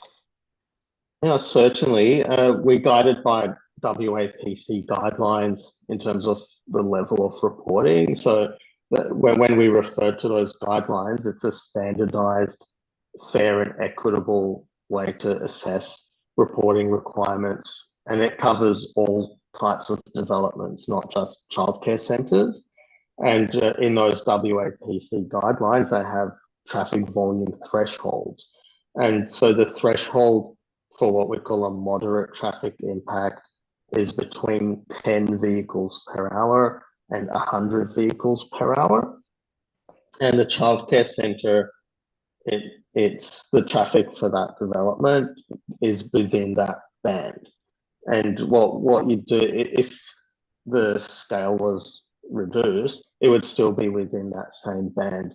The change in traffic is not going to be substantial in terms of being under 100 children or slightly over. You're not going to tangibly notice a different level of traffic. It's going to be relatively small. Okay, thank you. You've answered my question. So just, you talked about one of the safety issues that you feel you've addressed is by containing all the car parking on site. One of the submitters, or a number of them, have outlined concerns about the safety of young children using the footpath along St Michael Terrace and the potential vehicle-pedestrian conflict that could occur because of that crossover accessing the parking on the site. So can you comment on that, please? How would you feel that gets managed? Sure. Well, I don't think it's an active management thing. It's more of a passive management through just driver behavior and people being careful in these types of settings. So first of all, the school pedestrian movements are probably for about 15 minutes in the morning and afternoon walking past the crossover. It's not going to be students walking all day past the crossover. So the time window is very small. And I think when you're driving in that environment, just having that a lot of traffic on the road associated with the school, and there is signage on the road network as well, advising people that this is a school zone and you need to be driving slower. You need to be maximum 40 kilometers per hour. But I would say that people would be driving a lot slower than that here, especially because they're approaching an intersection. It's close to an intersection, so people will be slowing down because they need to basically stop and give way at an intersection. They're not going to be driving at full speed. And same with crossovers. You're going into a car park. It's relatively small car park. It's less than 30 car bays. It's not a huge car park. And you can't really drive quickly in and out of that car park. It's not like a shopping center car park where you might have a very long aisle. It's very small and people will be looking for a parking space. So the speed of the traffic would be very low, and that helps give people more time to stop. And I'd also say that it's a common safety concern or issue at schools, the interaction of children walking and crossovers, and really the highest risk area is for the school driveways, and that's where you have the most kids walking, and it's something that there's no easy solution to that. It's just something that happens, and the way it's managed is people driving slower and being careful. Thank you for that. So thank you for answering those follow-up questions I had. I'm going to revert back to Member Hyam. He wasn't finished. I have more questions for you, but I will ask them later. Member Hyam. Sure. Presiding member, if I can now turn to waste and waste collection. Mr. Gantos, is the City of Melville commercial waste collection service, is that an on-demand service, or is it just something you put the bin out in the morning and sometime during the day they arrive and collect it? I believe with City of Melville, I've worked on a few projects that there could be an option to wheel them out from memory from the bin store. So that could be something that we can discuss with City of Melville. But if that's something that would be favourable, even if it's not offered by City of Melville in this instance, because it's commercial, we can always go with a private collection and request that service to wheel bins out to the back of a truck. So just as a follow-up, Mr. Gantos, I think what Member Hyam's asking, and I had a similar question, is how long will bins stay out on the footpath on bin days? Is there a window where you know the bin's going to be collected between 11 and 11:30, or do you wheel it out at 6 o'clock and when it's empty you bring it back in? Yeah, well, we can have that. I think it's something we can. I don't know the exact time window of pickup, but that's something that we can find out from operational perspective. But it is usually scheduled, so once the pickups happen a couple of times, we would have a good idea of when it happens for that area. But we can also liaise with whoever's doing the collection. If it's a private contractor, we'd have a good idea as well. They would tell us it's this time, so we can organise that the bins are just put out, say 20 minutes before, and then after the trucks come and gone, they can be wheeled back in to avoid them being out all day. That's something that can be easily done in an operational management plan. Thank you. I'm just going to revert back to Member Hyam, and I think Member Lafanti has a follow-up as well. Okay, Member Lafanti, follow up on that. Thank you. I've got to follow up specifically on what you were just referring to. My takeaway from what you've said is that listening to your comments, reading your document, it sounds to me like waste is an unresolved matter. And I wanted to get some clarity. You've talked about potentially getting an arrangement with the city to have on demand, potentially going to private contractor. potentially having the operators who currently care for and operate in the centre taking the bins out as required to deliver them. What was the investigation you used for the document you produced? What was the solution that the report you've given us was referring to on this matter, on traffic management? Yeah. Sure.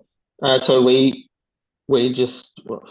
calculate the waste. Again, these are based on rates. The rates we use are based on waste generation surveys of similar uses. So in this case, childcare centre, they're just tied to the floor area, but of course they're not representative of individual sites. So what we do is So you're saying that the report we've got in front of us is general and not representative of this site and its specific characteristics? Yeah, so if I can, I'll elaborate on that. So when at this stage, at development application stage, we know the floor area of this facility, and then we can calculate the waste generation rates, but they're based on industry surveys of other childcare centres. Of course, because this isn't an operating site. For example, if this site was already operating, but we're just proposing to increase the number of students, then we can actually analyse the exact waste generation. But because there's nothing there now, we have to use surveys from other childcare centres. But really, it could be that this childcare centre is just more efficient at handling their waste, and then they would maybe even generate less waste. So we tried to just be conservative and use the waste generation rate that's an accepted industry standard, and we just make sure that the bin store is big enough to fit the right number of bins. In terms of waste collection, we did go with 3 times per week, and more frequent waste collection helps with odour control. And we've just based it on 3 times per week, which has been, it's a consistent scheme we've used for other childcare centres. But if there's that amenity concern, we can reduce the collection frequency to twice per week. And Can I just check before I hand back to Member Lafanti? So other centres, a lot of other centres, Mr. Gantos, have on-site collection. So why on-street versus on-site collection for this one? Is it because of the clearance in the basement? Yeah, I would say that's a big thing, to be able to fit a waste truck in.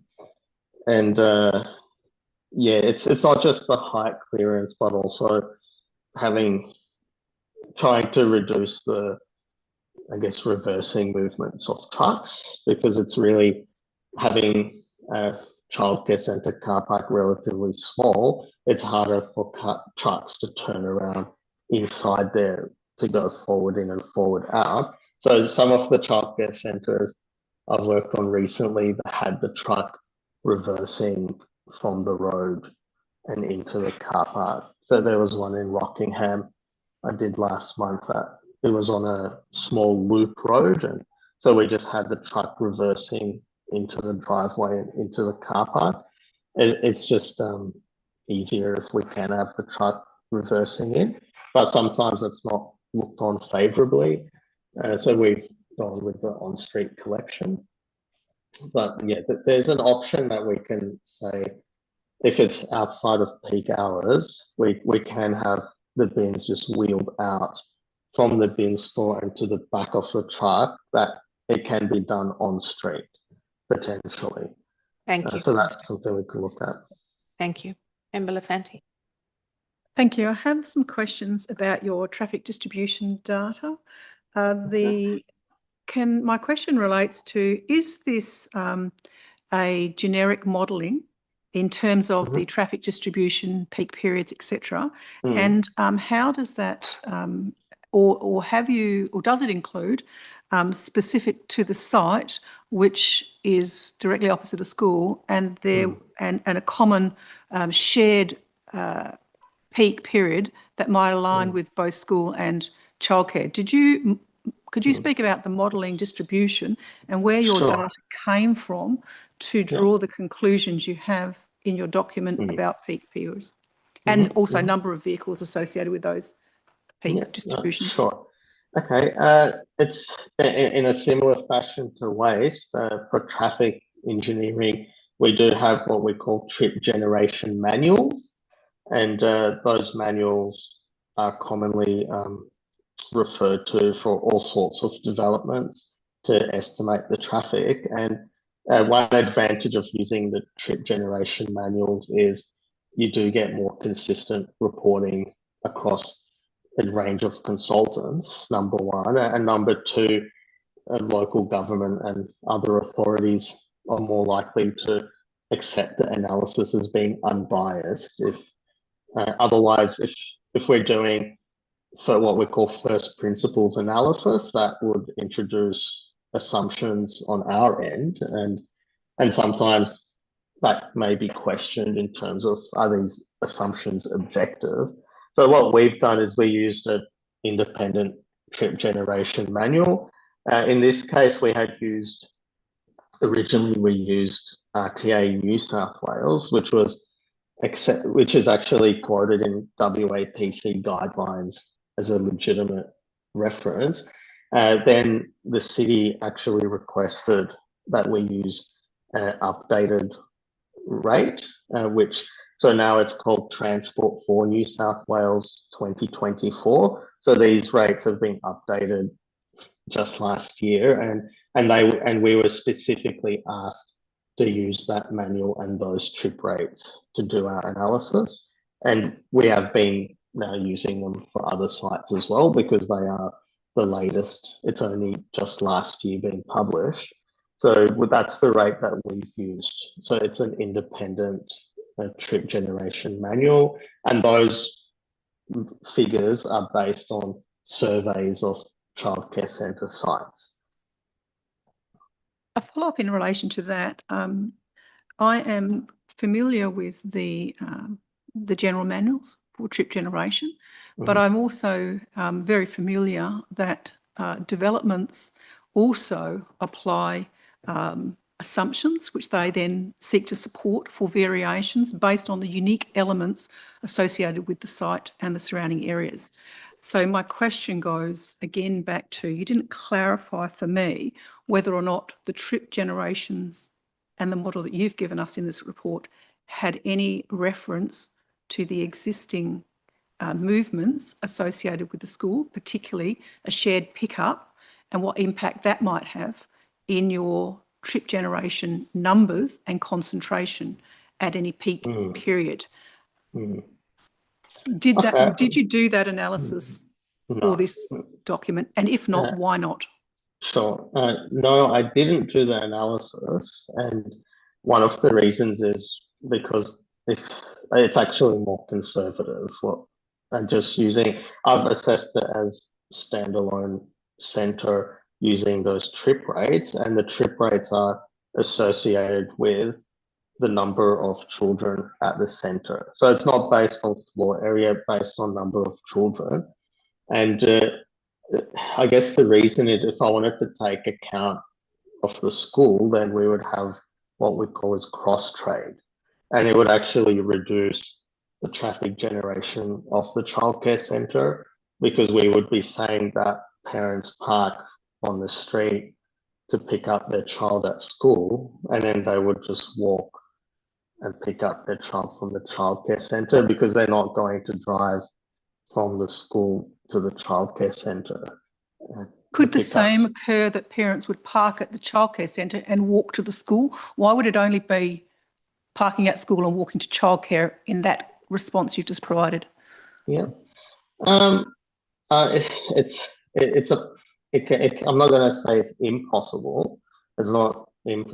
It's possible, but it can be something that's actively discouraged and managed at the childcare centre.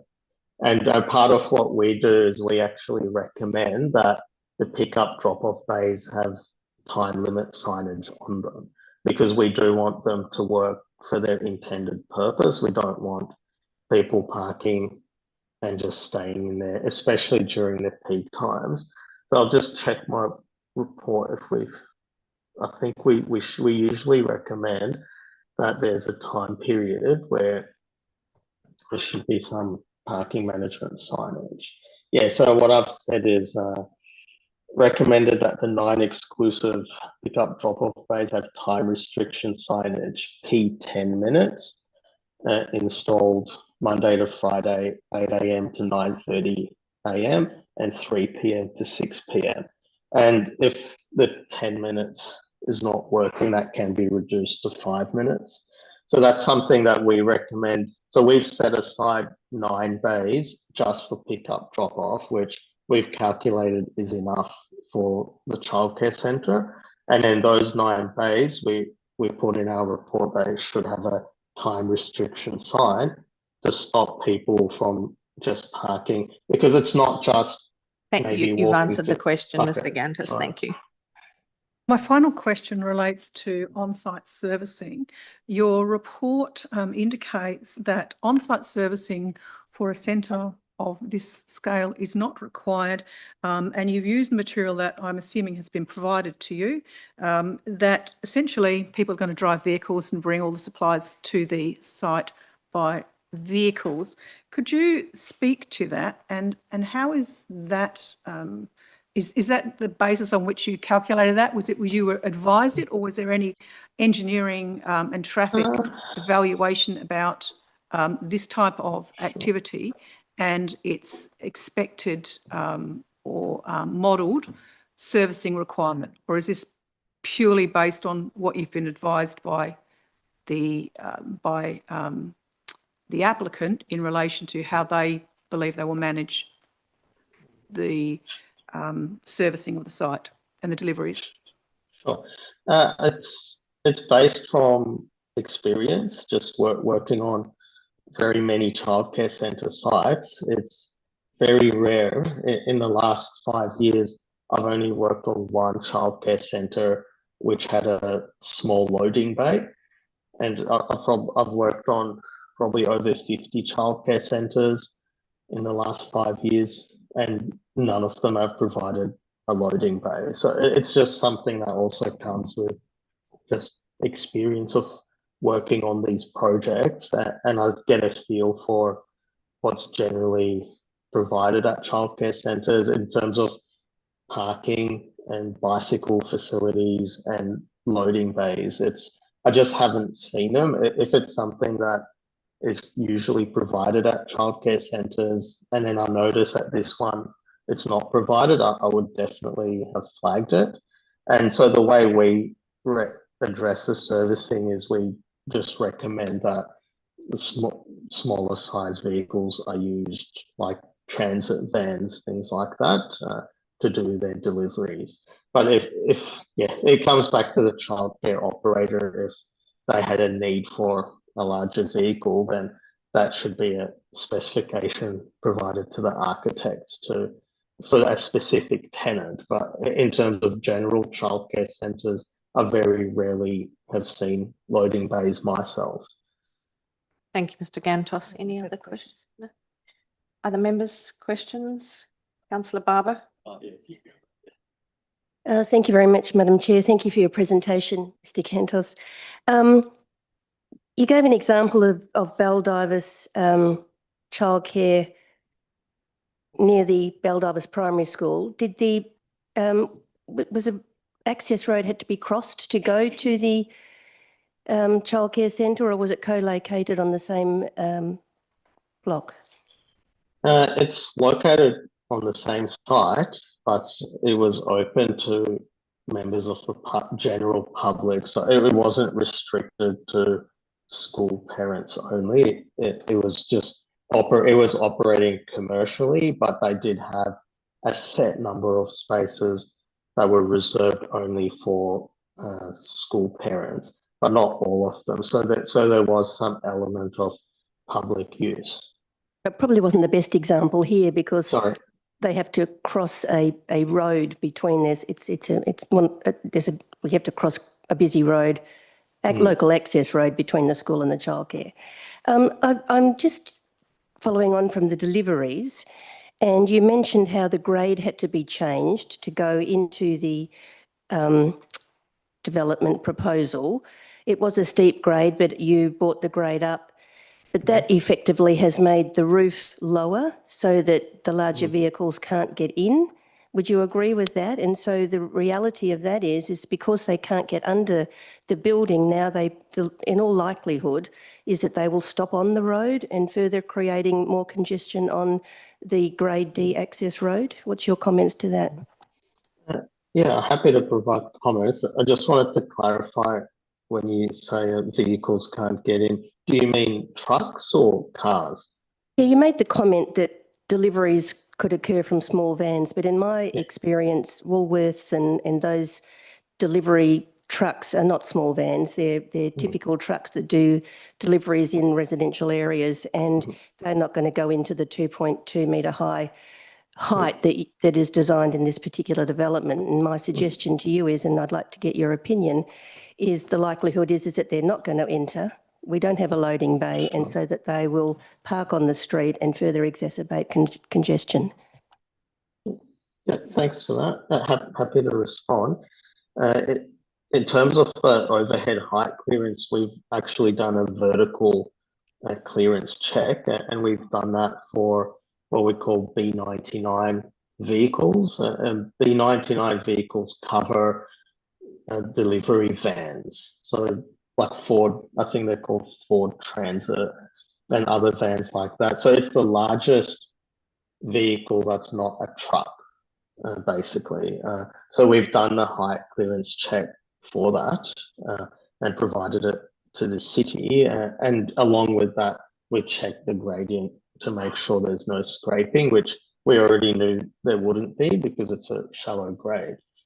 So we have checked the overhead height clearance. So things like vans, these types of vehicles, they can go under the overhead level, so they can get into the car park. When you look at bigger trucks, it's not just the overhead clearance that becomes a consideration. We'd need to consider internally how the truck turns around. So it's a balancing act.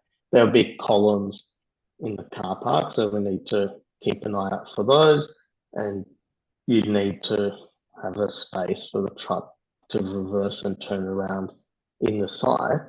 And just because of that huge impact, it's generally preferred to use smaller vehicles for deliveries, just because it's just less impact on the car park and internally.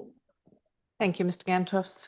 Just a quick one. Look, it's just another comment you made that I am a bit like the fellow members on the panel, feel you haven't really made this specific to this location. And you made a comment that in the morning, it's just about 15 minutes parking. Parents just they just drop their kids off at school. And my comment to you is the location of the proposed development is right near the kindy pre-primary aspect of Mount Pleasant Primary School, and that's not just a quick drop-off. Those parents go in with the children, sit with them, stay with them, and so that is definitely not a 15-minute drop-off. So again, it would have been good if you made it more specific to the location, I think. Thank you. Okay. Thank you. Do you have a question in that regard? Possibly not, no, but thank you. I'll come back. Any further questions? Councillor Lim. Thank you, Madam Chair. Yeah, I think a lot of the other fellow panel members have already asked a question, and I'm sort of wondering where to start because I have a few, but just I think the main thing that sticks out to me is the lack of a TIA, as a high TIA assessment being done. So as you understand, these are all driven by formulas, and you've taken it from the New South Wales guidelines, and I think the guidelines did say that these ratios should be handled with care, and it's also it's also general in nature. So I think that's a common theme that I've heard from this, is that it's sort of applied from past experience and sort of cookie cut it into this area, and without actually factoring in the actual impact on the local roads and the network. So and you did say, I think as I recall, anything over 100 requires a TIA assessment. So this is, I think, from your report at 92. So with just a slight change in that daily trip rate would definitely take it over 100. So I guess in your experience of, performing childcare centers for 50 of them in the last 5 years, do you exercise any, I guess, like professional judgment on top of this, saying that, look, sometimes we have to look outside of formulas because they're general, and you have to start, placing a bit of your human experience as well? Thank you.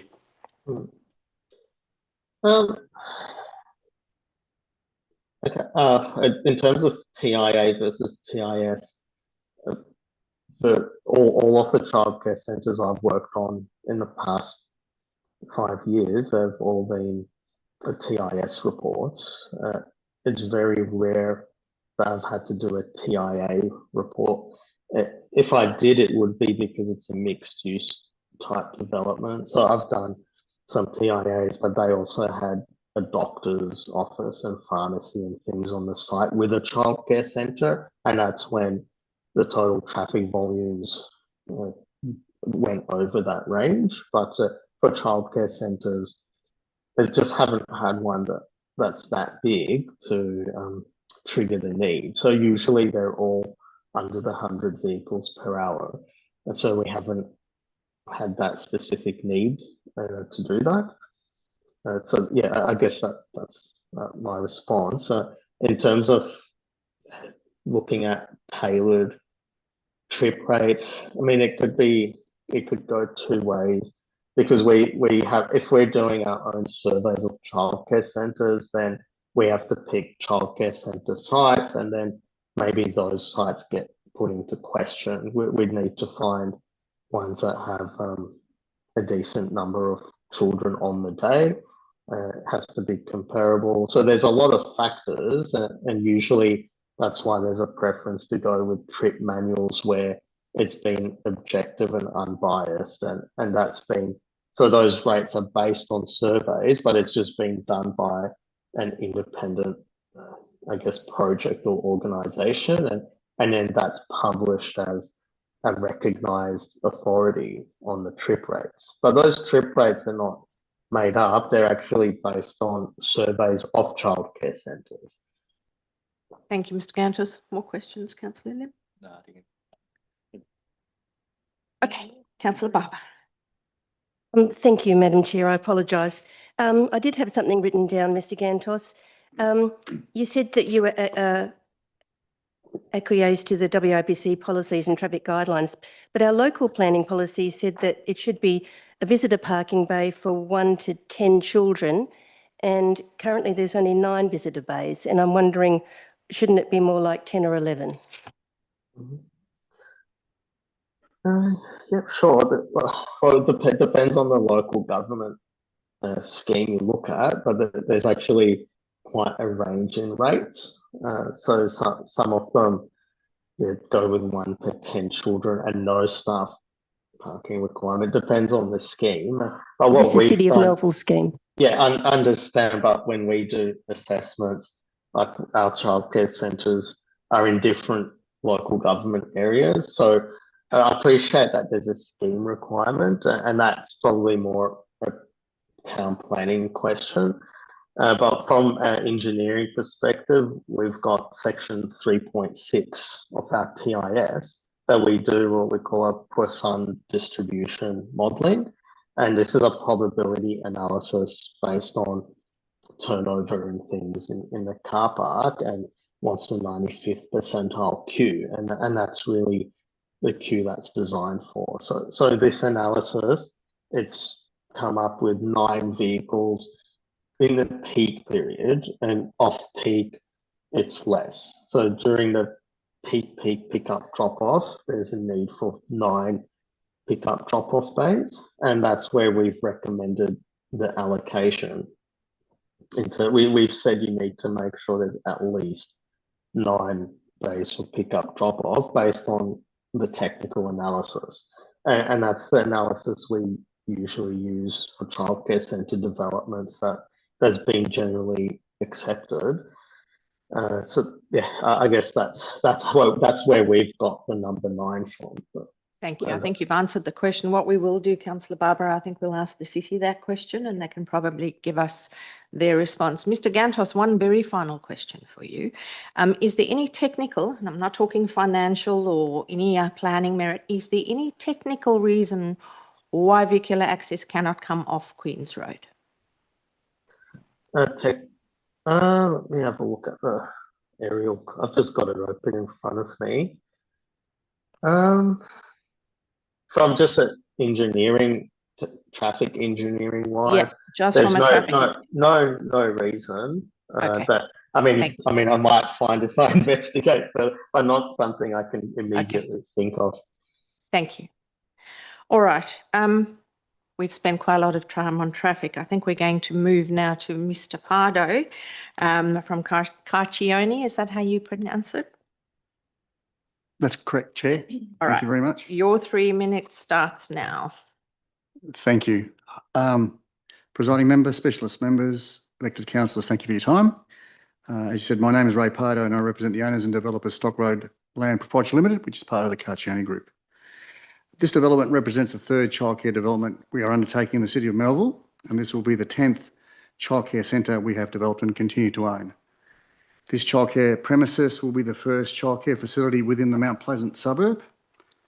The centre itself will be operated by an independent WA group who have a proven track record of providing quality childcare services within the Perth area.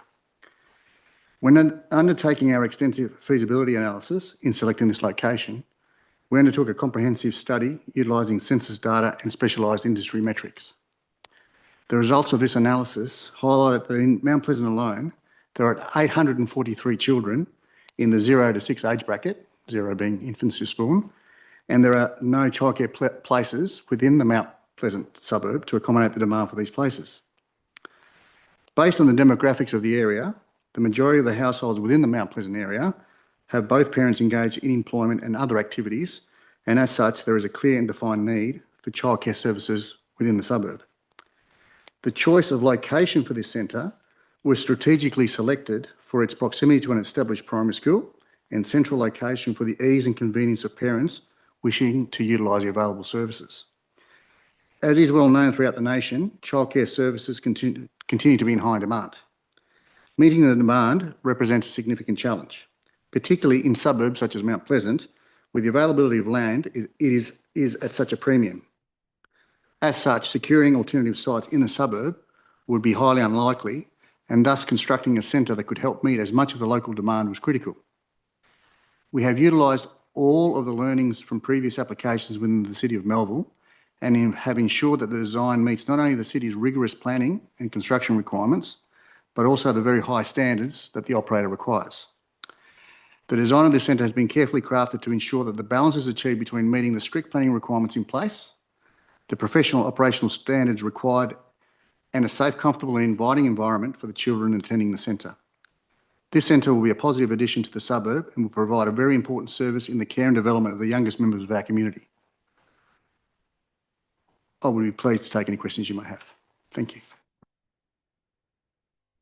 Thank you for that. Before I head to other members, why 113 children? Why not 80?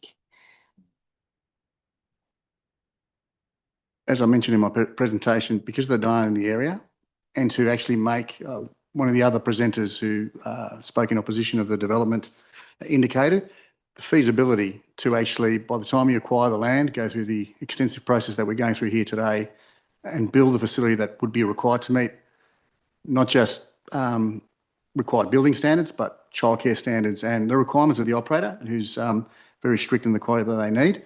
That number of children needs to be achieved to make the whole thing feasible and make it work. Thank you. I have a couple more questions, but I'll ask the other members first. Are there any questions of this presenter from other members? Councillor Lim. Thank you, Madam Chair. So this is sort of going off what Dale was mentioning as well.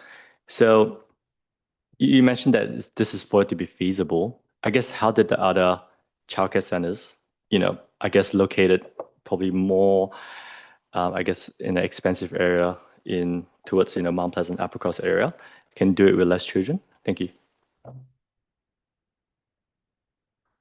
So I can't speak to how the other centres were acquired. I can't speak to the value of the land that they purchased. Everyone that sits in this room understands what's happening to the prices of real estate in Western Australia and the cost of construction. I can tell you, in answer to that question, that from 4 years ago when we began constructing childcare centres, because we do that as part of the service that we provide, we've experienced 80 to 90 to 100% increase in the majority of trades and materials alone. That's just in construction, forgetting everything else that's associated with it. Thank you, Madam Chair. So just asking as well, has any public consultation been done for this development? Have you reached out to residents or the school about this development? Thank you. We haven't done any, that I'm aware of, any specific consultation. We've allowed the process to operate as it should. We did obviously agree to an extension of the advertising period, because I seek to be corrected, but I believe the initial advertising period occurred during a school holiday period. People wrote to council and said, look, we haven't had a chance to make submissions. And we said, look, we are part of the community, so we're more than happy to obtain those views, which if you look at the records, we've allowed so. And yeah, that was part of the consultation process that we undertook, I guess. Any other questions of the presenter? Councillor Barber. Thank you, Madam Chair, and thank you for your presentation. How have you considered the amenity of the quiet residential area that you're looking to locate this childcare centre in? We've considered it in a number of ways because of the consultation we've had with planning and city officers. The nature of the proposed construction will contain a lot of the noise within the site. As a small example, air conditioning compressors and condensers will be actually located within the Undercroft car park, so they won't be emitting noise into the environment. We're using masonry construction to help absorb and modify as much noise going to the rear neighbours. And again, one of the other reasons why this site was chosen, if you look at the plans, the outdoor play area where the kids are out having fun and making some noise is directed towards the school. So in a number of cases where we've done similar developments, that's regarded as a bit of a complementary use. So they're just three elements that we've taken in consideration to maintain that amenity as you've referred to. Thank you. Did you consider the safety element and the footpath and the walking to school? Did you consider the safety element when you were looking at this proposal? Absolutely. Part of the brief that all our consultants have undertaken was to look at safety being one critical component. There's very young children attending the centre. There are a number of parents that walk their children to the centre that we've experienced in other sites. So safety is paramount, as a paramount consideration when designing these centres. Sorry, just as a follow-up before you move off that. So given that, one of the previous submitters, I think it was Mr. Paul Lane, I believe, raised some very good points about why it would be better to take access off Queen's Road. So given the safety issues, did you explore taking access off Queen's Road? From recollection, there was we looked at some original concepts, how the site would work. So there's some feasibility analysis that goes into that. One of the challenges of this site is the topography. So it's the fall of the land, how you could get car parking contained on site while still maintaining a reasonable size that would allow the construction. So that's why the access that's been designed was chosen rather than one that was on the Queen's Road. Thank you. Back to Councillor Barber. I have one more question, but I will revert to Councillor. Thank you, Madam Chair. And just an economic question. We heard from an earlier deputy who said that there are 11 centres within 2 to 4 kilometres of your proposal, and he was suggesting that there are vacancy rates in there of potentially 30-40% vacancy rates. And so my question is, wouldn't 70 of 80 places be better than 70 of 113 places, especially if you have to pay for staff and things like that. So again, it's that question of why are you going extra large in such a quiet residential area? And economically, will that be viable? So I did hear the deputation that was presented earlier. I can't speak to where the gentleman obtained the information from. I can only speak to the centres that we manage. And I can only also speak to the enormous demand from operators that we get, knowing that we've done developments within the city of Melville. There is enormous demand for facilities. Again, I don't specifically know the centres that the gentleman referred to earlier. What we do find is that there are quite a number of centres in the marketplace that are quite old, that haven't had money spent on them. So parents are quite concerned that the facility is not nice for their children. So this is why this, again, in terms of commerciality, why this centre has been designed the way it has. My understanding from what the operator is telling me, and they're a very savvy operator, and they've committed to a very significant lease on this property to allow it to be developed, that occupancy won't be an issue. And I did hear the comment as well about it being turned into a white elephant. I can assure you that that won't happen. It'll actually be places will be high demand because of the location, because of the quality of what's going to be presented. Other questions of this presenter, Member Lafanti? My question is, in your presentation today, thank you for that, you spoke about the location considerations. Can you speak further on those locational considerations that you, or the considerations that you used to determine this was the site that's appropriate for you? What were the matters that essentially were taken into account on the choice of site? Thank you for your question. So there were a number of factors. Obviously, the fact that within the Mount Pleasant suburb, when we did the analysis, there was an enormous shortfall in places that there was a demand for. The centrality of the site, so it's pretty, if you have a look at the placement of the site on a map of Mount Pleasant, it sits pretty centrally. It also presents a location where typically what we find parents who use childcare services, they prefer a location where they can easily get to on their way to work and from work back to home. So this site ticked those boxes, to use that terrible expression. Furthermore, our ability to acquire two sites and then combine them to allow that corner location and the placement of the design, again, made it an ideal location to accommodate a quality, high standard childcare centre.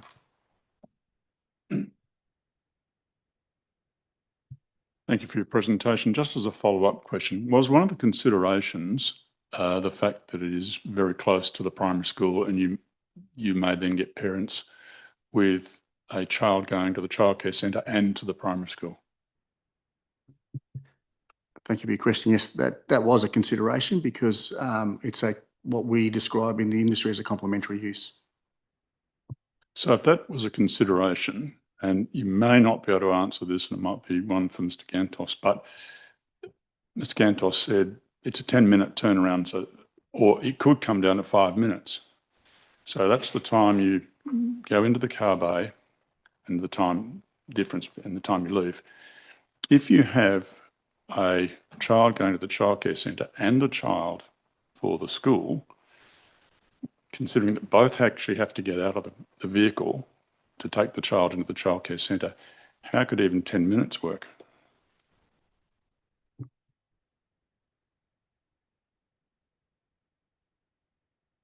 I'm trying to consider the logistics as you've asked the question. That's a very good question. Obviously, it is a busy area. I accept what the parents have spoken about today about the traffic there. We have there are other childcare centres that we have within similar busy areas, and one of the things that we find, I think Mr. Gantus referred to it about the speed zones and how people navigate. There tends to be a lot more understanding and discretion. So for the parents of the childcare centre, we've taken an active recommendation to limit what's the word I'm trying to think of? Dwelling time in the centre. So I think, and knowing our childcare operators, they'll have standards that they speak to parents when the child is enrolled about how the whole centre works. So there's a benefit to having proximity to the school, but I understand your concern about potential conflicts about additional traffic. But I believe, based on the management plan for the site, that it will work based on our previous experience. I think my question was more directed at the turnaround time in the parking bay itself at the childcare centre. Your question is predicated on the basis that a parent would drop their child to childcare, leave the car there, and then take their other child to. Am I understanding that correctly? No. If I have a child going to the childcare centre and a sibling who goes to the school, yep, then I've got to drop the child off for childcare. To drop the child off, I have to take the child into childcare. I also have to remove the other child from the car because you can't leave them in the car while you're out of the car. So I'm concerned that that 10-minute turnaround is probably not feasible.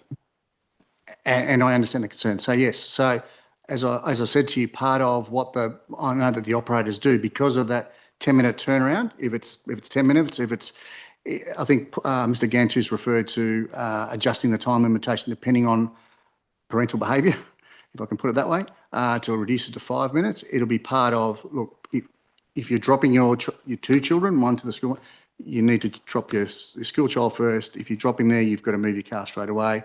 It'll be part of the operational standards that the operator will meet, because we understand the importance of traffic management here.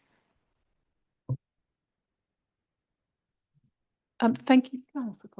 Thank you for those comments. In the context of your response about dropping the child at school first and then coming to the childcare, could you clarify your earlier comment about this complementary activity?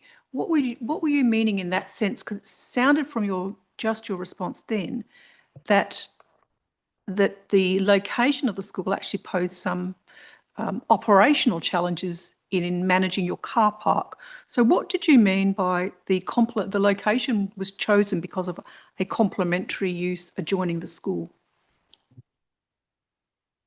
So if I've listened to your question correctly, you've posed two parts. I'll address the first part first.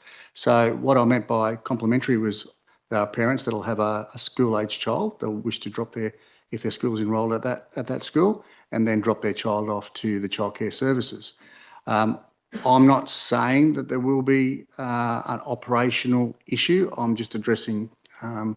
Himes' query in relation to how we would manage that process. Obviously, for the centre, there'd be strict protocols how the parents dropping off children should operate. I'm just explaining how normally childcare centres work. Close proximity to a school has been something that parents regard as a positive rather than a detraction. I know there's a lot of concerns today around the traffic that the school generates and how our centre would interact with that. I'm just simply saying that we would work a management plan to ensure that we remain compliant and that we're not adding to the concerns that the school has.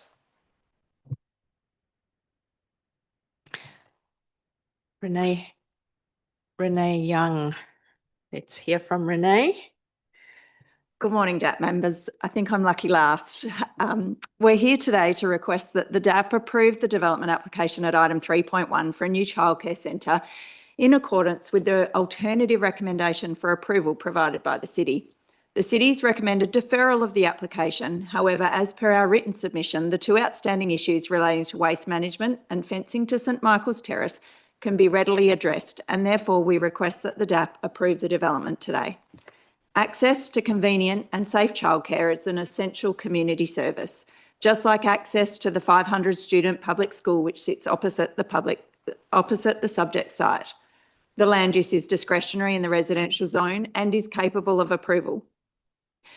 There has been some focus by the City and submitters on the size of the proposed development, having regard to the size categories that were introduced into WAPC's draft position statement on childcare premises, which was advertised early this year. Importantly, the City has its own local planning policy, LPP 1.2, with preferred site characteristics for childcare premises listed. The WAPC draft position statement specifically provides that it's only to be applied in the absence of specific local guidance. Accordingly, the draft position statement's not relevant to this application. As set out in the city's RAR, there's a clear rationale for the approval of this application. It's located on a corner site opposite a large public primary school. It's also within 130 metres of a local centre. The proposal meets the city's parking requirements and provides all parking on site. The city's also confirmed in their RAR that traffic and safety matters have been addressed. The roads will all operate within capacity. Queen's Road provides local connectivity to the existing school and local centre. The context of the site is also relevant. Local residents are used to hearing children play, and there is a pre-primary playground for 50 children directly opposite the subject site with no acoustic fencing. The proposal is a weekday and a daytime use. It doesn't operate on weekends, in the evenings, or on public holidays when there's greater sensitivity to noise. The development has sensitively placed the outdoor play areas away from neighbouring private open spaces and sensitive interfaces. The development seeks to go beyond mere compliance with the noise regulations. The conservative assessment approach taken in the acoustic assessment, which is 113 children playing outside all at one time, demonstrates that compliance would be achieved in a scenario which practically will not ever occur. The noise will not be offensive, nor will it be unreasonable. The built form of the development has been designed sensitively to respect the scale of surrounding dwellings and to achieve compliance with the R Code requirements, and has been supported by the city in all areas other than the minor issue identified to the St Michael's Terrace front fence. The use meets all but one of the preferred site characteristics in LPP 1.2, meets all other relevant operational and siting design criteria, and is compatible with the residential zone. You're at time. We therefore respectfully request the DAP support us today. Thank you. Thank you. Questions for this presenter? Councillor Barber. Thank you, Madam Chair, and thank you for your presentation. Look, I've got to say, I think a few eyebrows were raised when you said that you were not required to comply to the draft submission statement because something about our local planning policy. Could you explain that further to me? So the WAPC draft position statement in its preamble said it's mainly to guide strategic level documents, and in terms of development applications, it says it's not applicable in the case where a local government has specific local planning scheme guidance. So you're, correct me if I'm wrong, I'm new at this, I was onto the panel late, but I was given this state position statement on childcare premises, which I would have thought would have been an overarching statement that people such as yourself, developers such as yourself, should be following. But you were saying to disregard this because the city, and I'm sure the city's we've got a local planning policy 1.2. So again, for my naive benefit, could you explain that? So the city's local planning policy 1.2 takes precedence because it's a specific local policy developed by the city for the city, rather than the statewide position statement, which is only in draft format as well. Councillor, we'll question the city on that when we get to that. Any further questions of this presenter, Councillor Barber? Yeah, well, just that, as I said, I did my homework on this draft position statement, and I would have thought somebody in your position would have used this as a guideline, if not that you felt you had to be compliant to. And it would appear that a question, my question is that you made quite a significant statement on how you were compliant for noise, and you stressed that.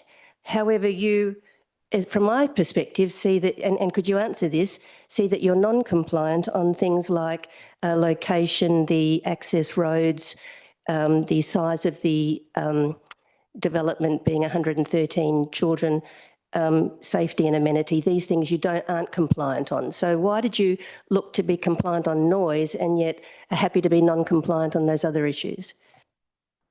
Sorry, we're not saying, what we're saying is the city has their local planning policy, which identifies preferred site criteria. They're not mandatory criteria, they're preferred.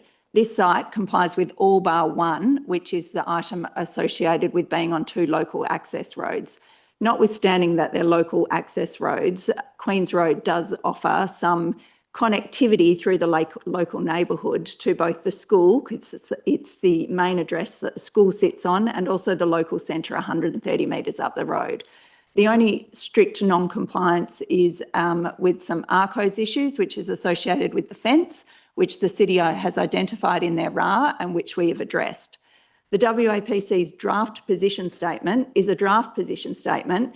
It identifies some categories of size, but really what planning comes down to are impacts and reasonableness. It's not an arbitrary assessment of, does this have more than 100 children, so therefore it's not appropriate. That's not how planning works. So we're looking here at the impacts of the development, and if the siting and the traffic and all of the aspects of the development work and function to the extent that it is reasonable in a residential neighbourhood, then there is no grounds why this should be refused. Thank you. Councillor, further questions? No, I look forward to hearing from the city. Councillor Lim. Yes. Thank you, Madam Chair.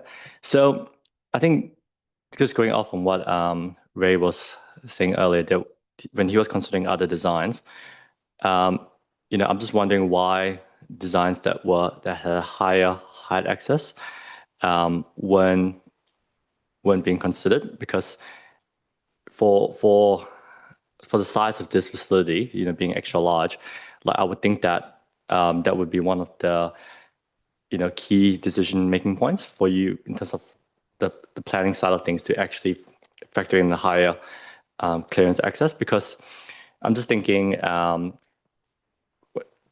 there's no real conditions you can really put in place to say, based on what the traffic study was saying, that you need to get a supply of, let's say, B99 trucks to actually go in there to perform deliveries. So it's just sort of like, I'm just wondering, like, why did you pick this design over the others? Thank you.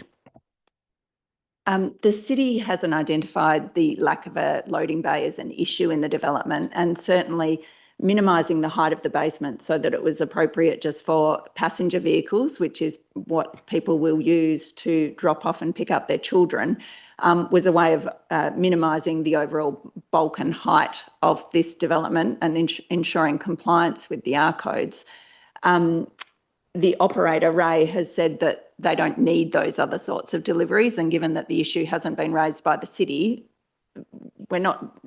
the applicant is not in the business of building over height basements if there's no need. So I think that's...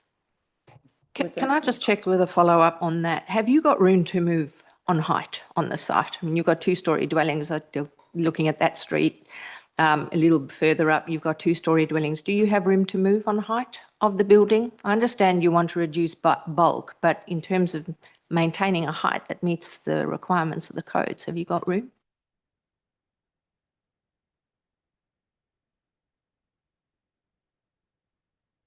That's quite a considerable height difference if we're looking at getting a truck under there, though. Might be, but do you have the room? I don't think it's about the room. I then think it becomes other additional issues that you have: overlooking, overshadowing, structural. I mean, there's just a whole raft. So we didn't contemplate it. And just to touch on what Renee said, we've had confirmation from the operator, because they operate similar centres where there's a slight restriction on car bays, that they accommodate it with deliveries of the type of vans that Mr. Gantus referred to earlier. I'm not focusing so much on deliveries. It may relate more to waste management, but that's why I'm checking whether or not you have scope to move. And those issues that you're talking about, privacy and overshadowing, those can be managed. So I'm just querying whether or not you had room to move on the height, but I think you've answered it for me for now. Thank you. Councillor Lim. Thank you, Madam Chair. Yeah, so I think, forgive me for being too specific on this.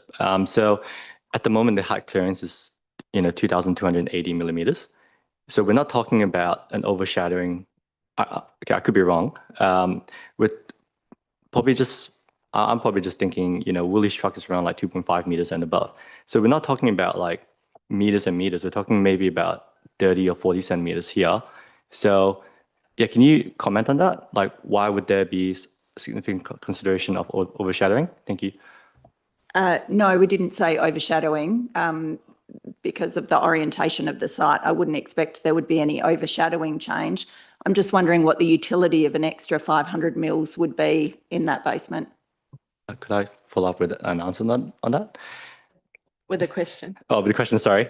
So, yeah, I'm just thinking, woolies trucks, delivery trucks, waste collection on site, because a lot of our waste vehicles, with an additional 30 or 40 centimeters, and the city officer can correct that if I'm wrong, will be actually allowing them to go in there and, perform the waste collection. So that's my view, because your waste is is situated on the open area of your design. Yeah, I might wait for the officer. Thank you. Debate that when we debate the item, but in terms of the question that's being raised, can you answer that? I think an additional 400 to 500 mil would probably be tolerable in terms of it would result in, I think, a slight increase in the R code's overall height. But again, I would say it's probably a question for the city about whether that extra height would actually allow the utility of a waste truck to get into the basement. Ray, did you? Sorry, could I just add to that? Because at one point, I'm not sure whether Mr. Gantus is still online, but excuse me, if the waste truck, that doesn't matter what the height is, if it goes in, it would have to reverse out, which I defer to the traffic engineer, but that'd be an unsafe traffic movement. We won't defer to Mr. Gantus at the minute. That's a technical detail. There are ways around that as well. So we're just checking the height at the minute, not redesigning the basement just at this point. So thank you. Any further questions? Thank you. One on the tree. The tree one of the previous presenters referred to, is that to be retained or can it be retained? The level of fill required in that part of the site to achieve a level playing area, unfortunately, makes the retention of the rose gum difficult to impossible, because fill and trees just aren't compatible. It is worthy of note that all other trees are being retained. Note some of the trees are very close to the fence line. Will that require the fence line or the fence to be changed to provide a protection zone? If my understanding of the arborist report is correct, there is a construction methodology that can be used to ensure that that's not the case. Are you planting additional trees? I might defer to Ray in terms of what the operator says, but there is a condition recommended in the alternative recommendation for approval to require a landscape concept plan. And we haven't gone through the detailed plan of the inside of the play area, because obviously it just depends on what happens at DA and what conditions are applied. I know this operator is very responsive to natural aesthetics of the play area. So it'd be something that we could discuss as to what would sensibly work to make sure that the planting survives and that it works in with the children on site. Thank you. Any other questions for Renee Young? Member Lafanti. Thank you. My question relates to the deferral reasons, 1B, which talks about consideration of a revised front fence and retaining wall to either reduce the height of the solid section or to introduce landscaping, so to separate the retaining wall. My question is, in the context of that matter and the context of your response, which indicated that you would seek a consideration of a condition addressing the fencing, can you speak about how the changes that either you're referring to or are being referred to in here, how does that impact the noise management plan? Because my read of the noise management plan and the option chosen talks about the need to have a solid fence all around the front, and the option that's referred to in the noise management plan is that I think it's scenario 2 or option B is the one that's chosen, which is a solid fence. So my question really relates to, how do you see this being achieved, particularly in the context that you've indicated you can achieve it and still be compliant with the noise assessment that's been undertaken?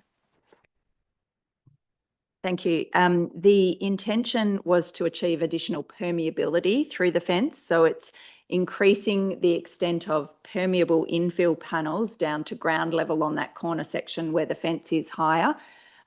The acoustic report, and we actually have Matt Nolan from Lloyd George online, but the acoustic report recommends clear perspex that is located on the inside of those permeable sections of fencing to provide the acoustic performance necessary. So could you clarify that a little bit further? Because when I read the noise report, the commentary that I was reading through, it talked about a solid masonry wall. Could you clarify that specifically in terms of what you've just said? What I'm hearing, I think what you're saying is it can be permeable and still meet regulations by using perspex. Could you confirm what you've just said?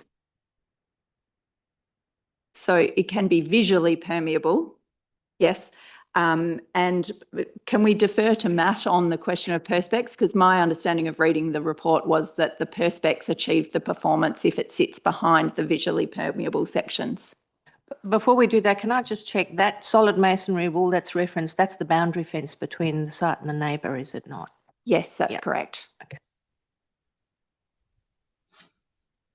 My read of the documents that I've got here is that the corner includes solid fencing as per the plans and material contained in the noise report. So I'm specifically talking about the fencing that wraps around the corner, particularly in front of the play area.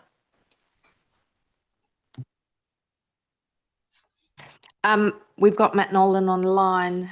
Matt, can you respond to these questions that are being raised by Member Lafanti, please? Just in reference to the permeability. So we can't hear you, so if you could speak up, please. You can't hear me? Can you hear me now? That's a bit better. Okay.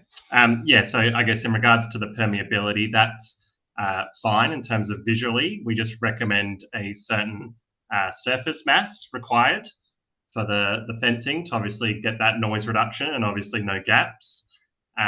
So that's not an issue in regards to noise. Was there another question as well? My question relates to the fencing contained in the noise report, the acoustic report, that wraps around the corner of the property in front of abutting the child play area. And it's in the context of the question that city officers have indicated, or the comment in the RAR that the city officers referred to as needing to be permeable and achieving, and the request from the applicant that they can achieve it through amended plans. And my query relates to that specific matter in the context of the noise management plan report, acoustic report. So yeah, I mean, our report specifies where that fencing is required. That requires that minimum surface mass.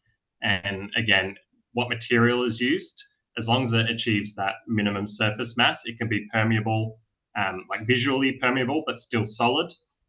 That's not an issue in regards to noise. Renee, can you answer, please? If I would refer you, member, to section 3.3 of the acoustic report, where it specifically says that sound-rated plexiglass, can be used as a solid fencing option where visual permeability is required.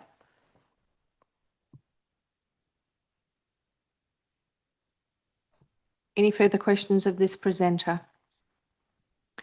Okay, we're going to move now to the section where we invite questions of the local government, but I am suggesting we've been going for well over 2.5 hours now, so I'm going to move a procedural motion to adjourn for 5 minutes for a comfort break. Do I have a seconder? Thank you, Member Hyam. All those in favour? Gleefully unanimous. We will be back in 5 minutes.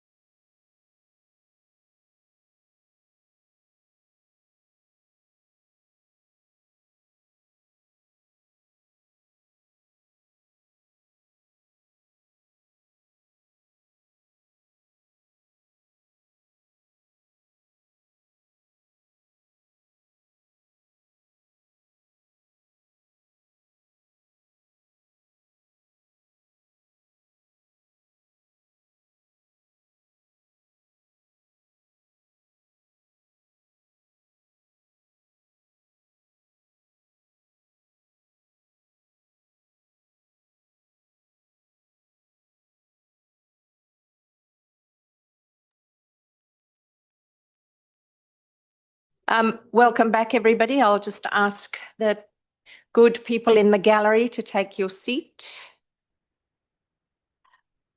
We're at the point of the agenda now where we're going to move to invite questions of the local government officers. And we are fortunate enough today to have Kate Bainbridge with us and Nathan Maziga. And we dragged poor old Khalil in with us today as well to deal with all the traffic issues. So welcome to you all.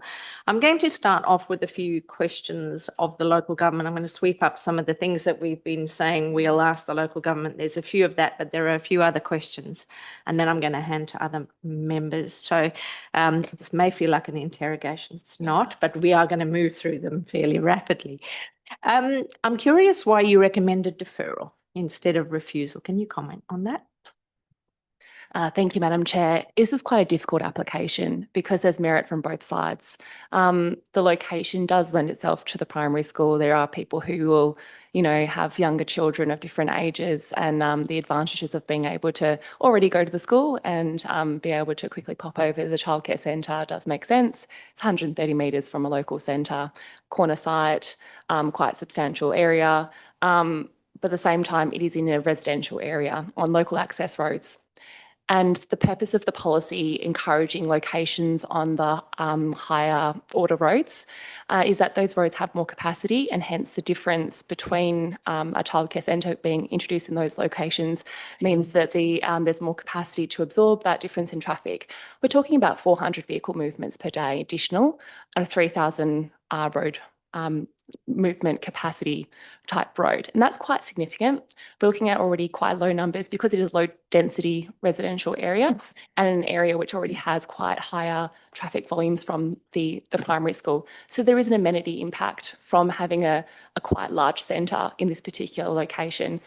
But at the same time, having a smaller location, a smaller childcare centre in this location, given the other amenity location factors, we see that there's merit. And so we wanted to invite, and we did through the assessment process, the applicants to reconsider their design and the size of the centre to be more in line with the draft position statement. We do note that that is a draft position statement. However, it's newer than our current policy. And our current policy gives us guidance as to the discretionary nature of the land use, being an A land use in the residential zone. And so this draft position statement assisted us in our assessment. And it's... I'm going to ask quite a few questions on the draft position statement. So I'm asking, you've answered me as to why you've gone with a deferral, because it's not easy to refuse, but not easy to approve is what I'm hearing. So thank you for that. But we're going to get to the draft position statement in a minute. You made a comment now, and it was a question I was going to ask about your own policy. So the road hierarchy that your policy encourages, you use the word encouraged, and your policy does say preferred, but it doesn't mandate that it has to be a distributor road. Is that correct? That is correct. It is local planning policy, and by nature it's discretionary and provides us guidance. So in these sort of circumstances, having these sort of local access roads on a corner location opposite a school near a local centre, it does have merit. So whilst, in the middle of suburbia, not necessarily adjacent to other non-residential uses or nearby to other non-residential uses, it would definitely kick in that this sort of development would not be appropriate, but there are advantages to the proposed location which we see of merit. Thank you, Kate. Now I'd like to talk about the draft position statement, if I may. What do you understand the role of the draft position statement to be in the planning framework, the broader planning framework that applies to a site? And Councillor Barber asked a few questions about this. So just for the benefit of everyone, what do you see the role of that position statement to be? Thank you, Madam Chair, for the question. It is an interesting one in terms of the hierarchy within the statutory planning framework, and the applicants are correct in that it doesn't have statutory weight. Our policy has more weight. However, it is a really robust instrument that has been reviewed and it's been re-released. So it's not as if this is the first draft. This is actually the second draft prepared by the state government, and it's response to a number of development applications that have specifically come through in the residential zone, and to assist local governments in updating and preparing local planning policies to guide their decision making in these particular circumstances. It being a newer policy, once it is finalised, we will be looking to review our local planning policy to ensure alignment with this. And we do note that the childcare premises sizes that have come through this draft position statement are of great assistance to us in understanding the level of impact and the appropriateness within the residential zone versus the commercial zone. But we still see that our local planning policy that's currently in place provides us adequate guidance as to the appropriateness of this particular development application, and it being on the 2 local access roads. We see it to be, and of this particular scale, to have potential for adverse impact on the low density residential nature of this area. Okay, thank you for that. So given the draft position statement supports a medium childcare premises as being appropriate in the residential zone, and this is putting you on the spot because I understand you'd still need to do a full assessment of any changes, but does this mean you would be amenable to a facility with 80 children? Thank you, Madam Chair. We definitely would love to see a proposal reduced in scale, and that has been our communications throughout the assessment, to see a more medium-sized childcare centre in this particular location. We see the merits of the location, but the scale of the development, we have concerns about its potential amenity impacts in terms of substantial increases in traffic and substantial increases in noise, and the requirement to substantially manage those amenity impacts in order for it to be acceptable land use in this location. Thank you for that. So accepting that it's not just about a number, it's about what goes with that number. And I'm going to ask you a couple of questions now that might seem a bit facetious, but I guess I'm trying to put out there that sometimes strict adherence to a draft position statement may not be the panacea for everything. And the 2 questions are, so if this application was for a medium-sized facility with 80 children on one of the subject lots, that would align with the draft position statement, wouldn't it? Through the chair, yes. Okay, so arguably each of the 1,000 plus square metre lots that make up this site could be developed. If we're to align with the position statement, each of those lots could be developed with an 80 children facility and both still be considered as per the position statement as appropriate in the residential zone. Is that correct? Through the chair, yes, and that's why I'm thankful we have multiple documents in which to rely upon to make decisions. Correct. So thank you for that. Move to the tree for a minute. You didn't really deal with removal of the rose gum as an issue in the RA. Can you talk to us a little bit about that, please, from your perspective? Thank you, Madam Chair. This is actually quite a difficult topic for a lot of local governments at the moment. We had a recent SAT case which confirmed that there is a requirement for development approval for removal of substantial trees. So whilst there is a requirement for development approval, they've indicated it on the plans and hence we can consider it. We presently don't have a framework in which to consider the appropriateness of tree removal and whatnot. We're working through that process at the moment with our council. So in the absence of a framework as to assess its appropriateness, we're confirming the status quo, which is to permit the removal of these types of trees. Thank you, Kate. It's a challenge for everyone, isn't it? Just in terms of bins on the verge, and I'm not at this point, I'll ask the question later about alternate waste management methodologies, but if waste management was to remain as it is and the bins are wheeled out to the footpath, is it possible, that footpath's really narrow, is it possible to expand the width of the footpath adjacent to the site to create more space for bins and people? And I'm not saying the city should pay for that, by the way. Thank you, Madam Chair. The waste management is a very interesting one. We've put a deferral reason to consider some alternate waste management proposals to try and address some energy concerns. There's a number of different options. There's decreasing the frequency, but then that becomes a potential odour issue. And then there's also potential to try and investigate options for collection on site, and also to look at private collection options. So there's a smaller window in which there's presentation on the verge. So that's the advantage of having a waste management plan over a more strict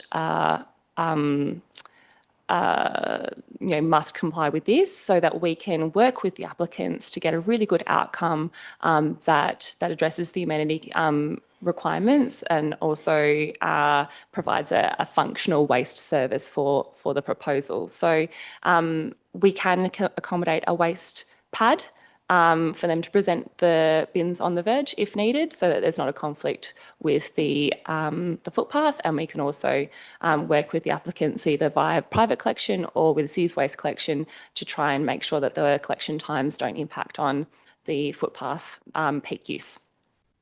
Thank you. So some of the submissions, and I think a question was asked about proposed parking on site. I think Councillor Barber asked it. And there's been a statement made through submissions that the proposed parking has significant deficiencies relative to your local planning policy 1.6 and for general usability. That wasn't identified as an issue in the RA. Could you comment on that for me, please? Nathan. Thank you, Madam Chair. For this one, with the parking and the issues raised from the submissions, when through our assessment against the local planning policy, it was compliant. The areas of, in terms of visitor bay and staff bays, can always be repositioned during operation if there was issues. If they had too many staff bays and the visitor bays were having issues in terms of time, that could be rearranged. So we didn't raise any issues. In terms of the motorcycle bays, scooter bays not being proposed, that was something as well that we thought could be adequately held on site in those car bays if required. And then in terms of the service bay, as we said, we didn't feel there was an issue without having a dedicated service bay. Thank you, Nathan. Have you discussed the potential to redesign the proposal to take vehicular access off Queen's Road? Thank you, Madam Chair. We have not. The access location of St Michael's is at the lowest point and provides an efficient design into a basement sort of undercroft car parking space. There's also nothing to prevent the city from installing a footpath on Queen Street. So the conflicts with the footpath is not seen to be a contributing factor to the location. It's also they're both local access roads, and also with Queen Street, it's opposite on-street parallel car parking spaces. So we see there to be more likely to be conflict with that space. But I might actually pass over to Kamal here to assist with any vehicle access safety concerns. Okay. I have a few questions, Kamal, and then I will ask the other members to ask theirs. So we asked the applicant this question because it was raised by one of the submitters. I think it was Mr. McGrail that raised it. There's been suggestion that this proposal should require a high impact TIA. Yes. Because it'll have more than 100 children adjacent to a primary school. Can you comment on that, please? Yeah. Thank you, Madam Chairman. In terms of traffic volume, both the road hierarchy, both of them are classified as local access road in the metropolitan road hierarchy, and their maximum desired capacity is up to 3,000 vehicles a day. The current daily traffic volume on Queen's Road, west of St. Michael Terrace, is about 600 vehicles a day. And on St. Michael Terrace itself, about 300 vehicles a day, which means both roads have the capacity to take extra vehicles per day, the capacity, because the proposed development is going to generate over 400 vehicles a day, which means they bring still the total traffic volume on both roads would be below the threshold, the maximum desired capacity. But in terms of conflict, as there are some parallel parking, on-road parallel parking along Queens Road. And as the traffic, if you have an entry from Queens Road, that might cause some sort of conflict with traffic getting in and out, and with the traffic trying to get in and out of the parking base. But in terms for exposure to the children, because at the moment the only footpath on Queens Road is on the south side of Queens Road, which means children using this the footpath on St. Michael Terrace will still need to cross Queens Road, which will still be exposed to those traffic. Yeah. Will be getting into yes. So I guess picking up on the suggestion that was made by Mr. Pauline, by shifting an access and look, there's ways around this. It takes money and it takes design, but and it takes consideration of other ARCODE impacts. But from a traffic safety point of view, you've already briefly touched on taking access off Queens Road. But the other issues raised by Mr. Pauline, particularly you're not having to cross a footpath on the southern side of Queens Road. You're not having that pedestrian vehicular conflict. Can you comment on that for me, please? at the moment, the gradient of access driveway is almost flat, 5%, which complies with the standard. And you get adequate sight line, which got the truncation. So any traffic coming out of the driveway of the basement will have enough sight line to view any pedestrian on the footpath. So from that angle, I think I don't see there would be a lot, unless there is probably lack of attention from the driver coming out. Otherwise, there will be enough sight line for any motorist coming out of the basement car park to view any pedestrian on the footpath. So from that angle, I mean, the design provide all the safety measures. So is there the potential, and we're not trying to redesign the whole thing in this session, that would be for you to look at. I'm just, before we end up moving to deferrals or refusals or approvals, is there the potential, and again, it's about design and money. I've heard the conversation about on-site waste management is a challenge, not just because of clearance in the basement, but because of the need for a smaller waste vehicle to turn around in that basement. Is there the potential, and would there be any benefit in a one-way system with traffic and waste entering off Queens and exiting onto St. Michael, which would halve the traffic movements, would improve safety? Is that even something that could be contemplated, or is that way off the mark? I mean, that's problems that need to be investigated. So at this moment, as I said, nothing. That's concept hasn't been investigated. Yeah. So it could be an advantage. It reduces the amount of vehicles that raises into or to concern or into conflict with the pedestrian movement. Yeah. So that definitely will reduce the number of conflicts that the pedestrian has to have between the traffic coming in and out of the basement car park. And look, I'm not asking you to commit to say yes or no to anything here. I'm just, before we move to making a call on some of these stuff, I'm just testing to see whether or not we should even think about those things. So it's a very high level in principle response that we're seeking from you. Just on the condition that the applicant has asked us to delete, requiring a road safety audit as a condition of approval doesn't align with your policy on road safety audits. So could you explain why you've asked for it?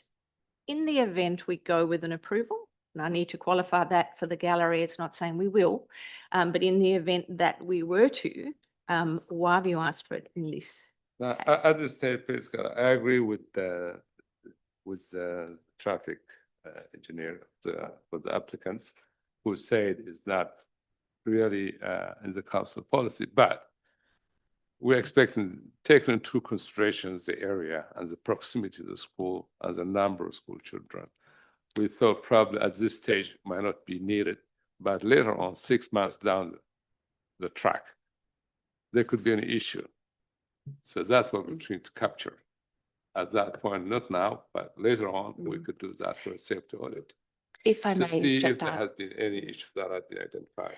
If I may just add, 6 months after operation, you really know how a centre's operating and if there are any issues. And if there are no issues, there's no modifications required to the road network, then it's fine. And we know that it's not going to be an issue. Whereas if we do identify through the operations that, it could benefit from an island here, preventing turn here or there, then we know in full operation in conjunction with the school what the actual safety is of the particular area. So given the nature of the area with, a vulnerable, road users, we see it as a precautionary principle approach to require a safety audit after operation. Sometimes we would require it pre, but in this particular circumstance, we thought it more appropriate to be after it's actually operating, noting the school location.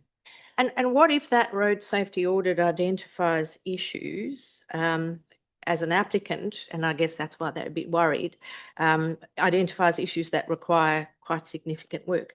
Or what if that road safety audit identifies issues that are actually not a result of this centre, and all of a sudden we're asking the school to do some stuff and the city has to spend money on some stuff? So in that case, how would you handle it's one thing doing the audit, but then how do you propose to deal with the outcomes of that audit? Thank you, through the chair. That's a really good question. I guess the advantage of doing it now would be that the applicant would be able to say that this is a safety issue from the school, in which case I would question the appropriateness of the childcare centre given the safety location.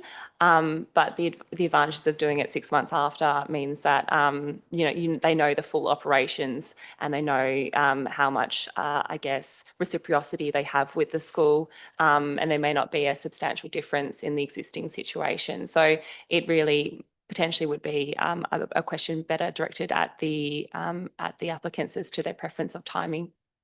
Okay. Those are the key questions now, and I might have missed a couple that we said we'd sweep up. So other members' questions of the city staff? Yep. Member Hyam. Thank you.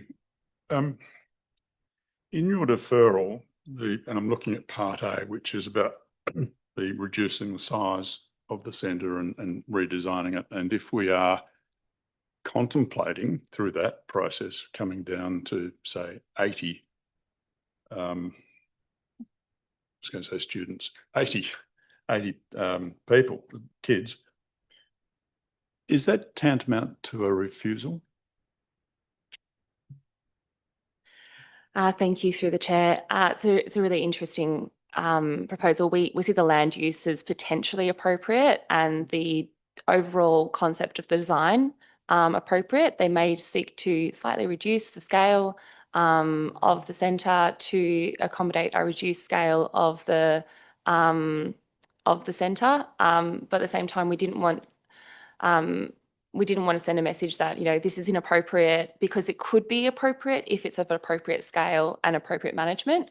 So it was a bit of a difficult one for us, and so that's why we went down the path of a deferral. But yes, it could be considered a tantamount to refusal, considering the scale of the reduction that we would be seeking. Just before I hand back to Member Hyam, as a follow-up on that particular issue, that reason for deferral doesn't actually make it clear what you're after. When I look at that, it talks about making changes so that you can align with the objectives. And as we know, objectives are open to interpretation and subjective and so on. So if you had to be, could you be more specific about what an acceptable outcome would look like for you in terms of intensity of use? Thank you, Madam Chair.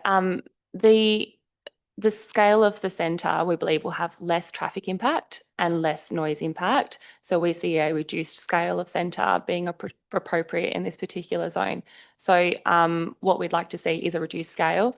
I really don't like the idea of putting a specific number, because say 85 children is put forward and is viable with a reduced scale of construction.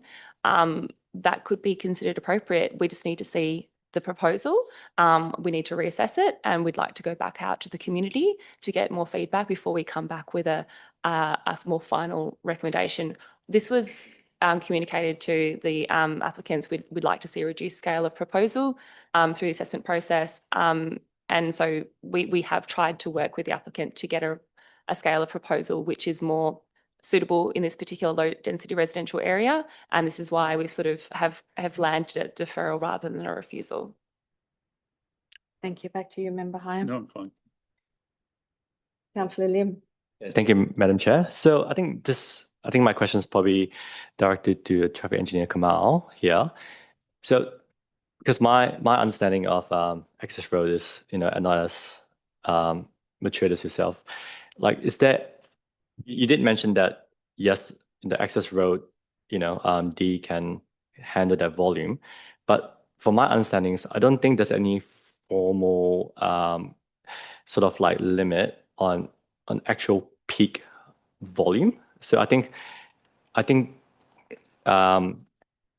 is the part where I need some clarity, because right now we probably see between, I think 8 to 9, that being to a point that is chaotic, and pretty much, one thing can sort of cause complete, I guess, I wouldn't say outage, but yeah, can you comment on that? Like, does access road D actually cater for scenarios where there's peak volume? Thank you.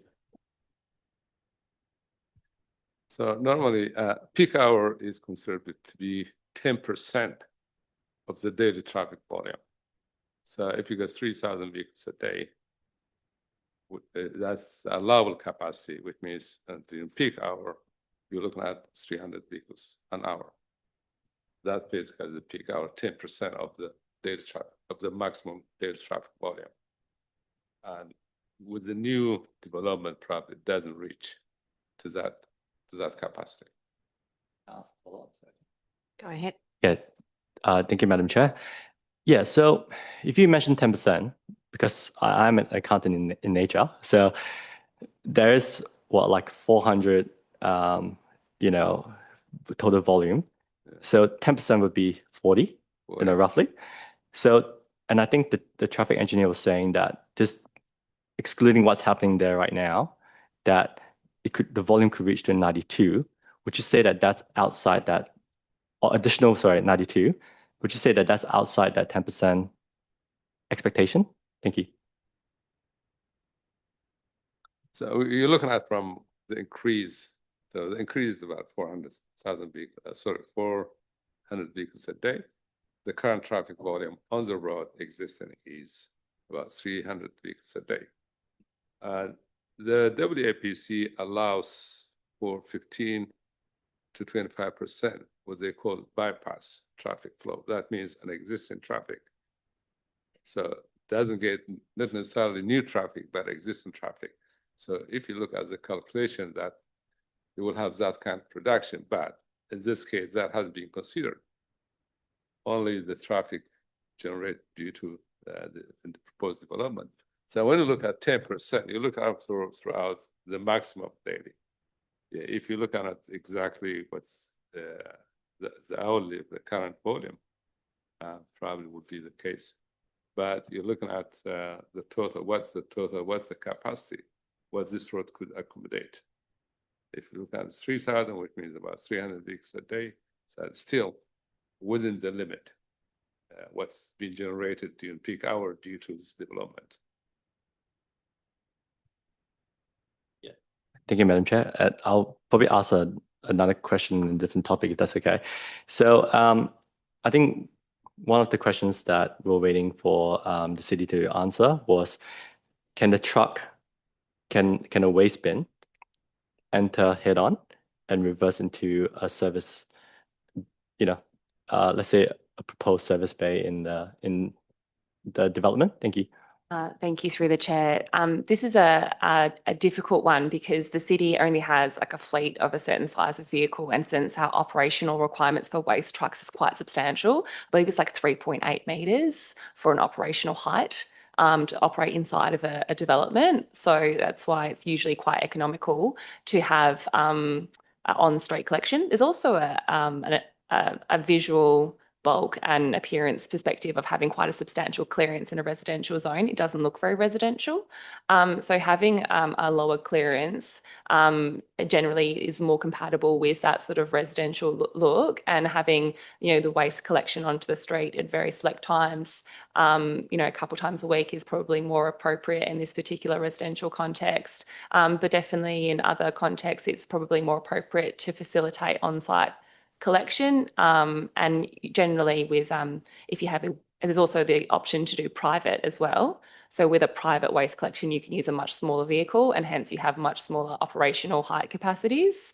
So that's why the deferral recommendation says considers, because there could be an option which looks at a private waste collection opportunity, which allows the use of a smaller vehicle, and hence requires a much smaller clearance requirement. So I'm not a waste expert, and we don't have a waste expert here, unfortunately. So it's something that does require a little bit of work, a little bit of numbers and stuff like that. So that's why we said the deferral recommendation, please consider opportunities, and if there isn't, then we can come to an alternate arrangement which better addresses the amenity impacts of such a frequent waste collection proposal.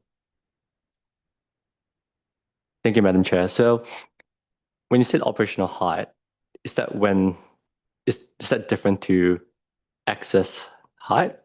Thank you. Thank you, through the chair. So when they actually enter in, there's also a clearance requirement, but because they have a mechanical arm, there's also additional height required in the operational clearance requirement. So inside needs to have a specific additional clearance. Well, yeah, so because I'm just thinking about currently where the base is structured. So I think the crowd parking is an exposed area. So that would be, you know, there's no height there, and the mechanical arm can operate in that area. So, but obviously the current design is that the bike is actually there instead of the bin. If that was reversed, would that be, I guess, like the restriction of that 3.8 meters, would that be effectively adhered to? Thank you. Thank you, through the chair. The requirement at the entry, I believe at the entry point, there's only a 2.2 clearance, and that's, I think, one of the biggest limiting factors for majority of waste trucks. Even sort of I think City of Perth has like 6 meter trucks, and they still have like a 3 meter operational and clearance requirement. So that's quite like an 800 mil increase in the actual entry requirement for them to sort of facilitate on-site waste collection, but an alternate design which doesn't have the entry with a building above could potentially address this. So again, that's why we said consider. Can I just, can I just explore that a little bit? So we've seen, as a DAP across the metro area and beyond, a number of childcare centres, and some of them are able to get it right, and it might be because of the fall of the land, but I'm not sure that it's only that. If you're dealing with a private waste contractor with much smaller trucks, you can get away with less. Is that correct? Yes, that is absolutely correct. There's a whole range of different options now, and it seems to be ever increasing as we become a more mature city and see more increased density. So again, we would love to work with the applicant to get an on-site waste collection, or at least an improved situation which reduces the frequency and a number of bins. Thank you, Madam Chair. Yeah, so I think I'm satisfied with that my previous question. So I guess another question I have as well, like this is regarding the timing of the bin. Can you walk through the logistics of this? So is this an on-demand? I think it was asked by a couple of panel members, and I apologize for taking their questions, but yeah, like, can you walk us through it? Is it sort of like a bin that, traditionally you put it at the middle of the night, and then because the bin collection would collect obviously early in the morning to avoid the bin sitting there with high heat and avoid traffic as well. As you know, these trucks, they effectively block one way. Yeah, can you walk us through the logistics of how something like that would work? Thank you. Thank you, through the chair. I'm unfortunately not privy to the exact operations of our waste collection services, and I don't think that we can 100% guarantee collection at the same time through our commercial waste service. It's not as nuanced as a private collection could be. So I would have to take that on notice, unfortunately.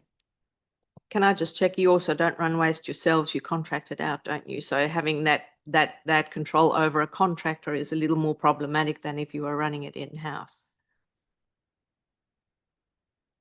Again, I'd have to take that on notice. I don't believe what we definitely undertake our own residential waste collection, but I'm not sure about commercial. Sorry. Thank you, Kate. Councillor Barber. Thank you, Madam Chair. And just a couple of questions. First question is, how old is our LPP 1.2?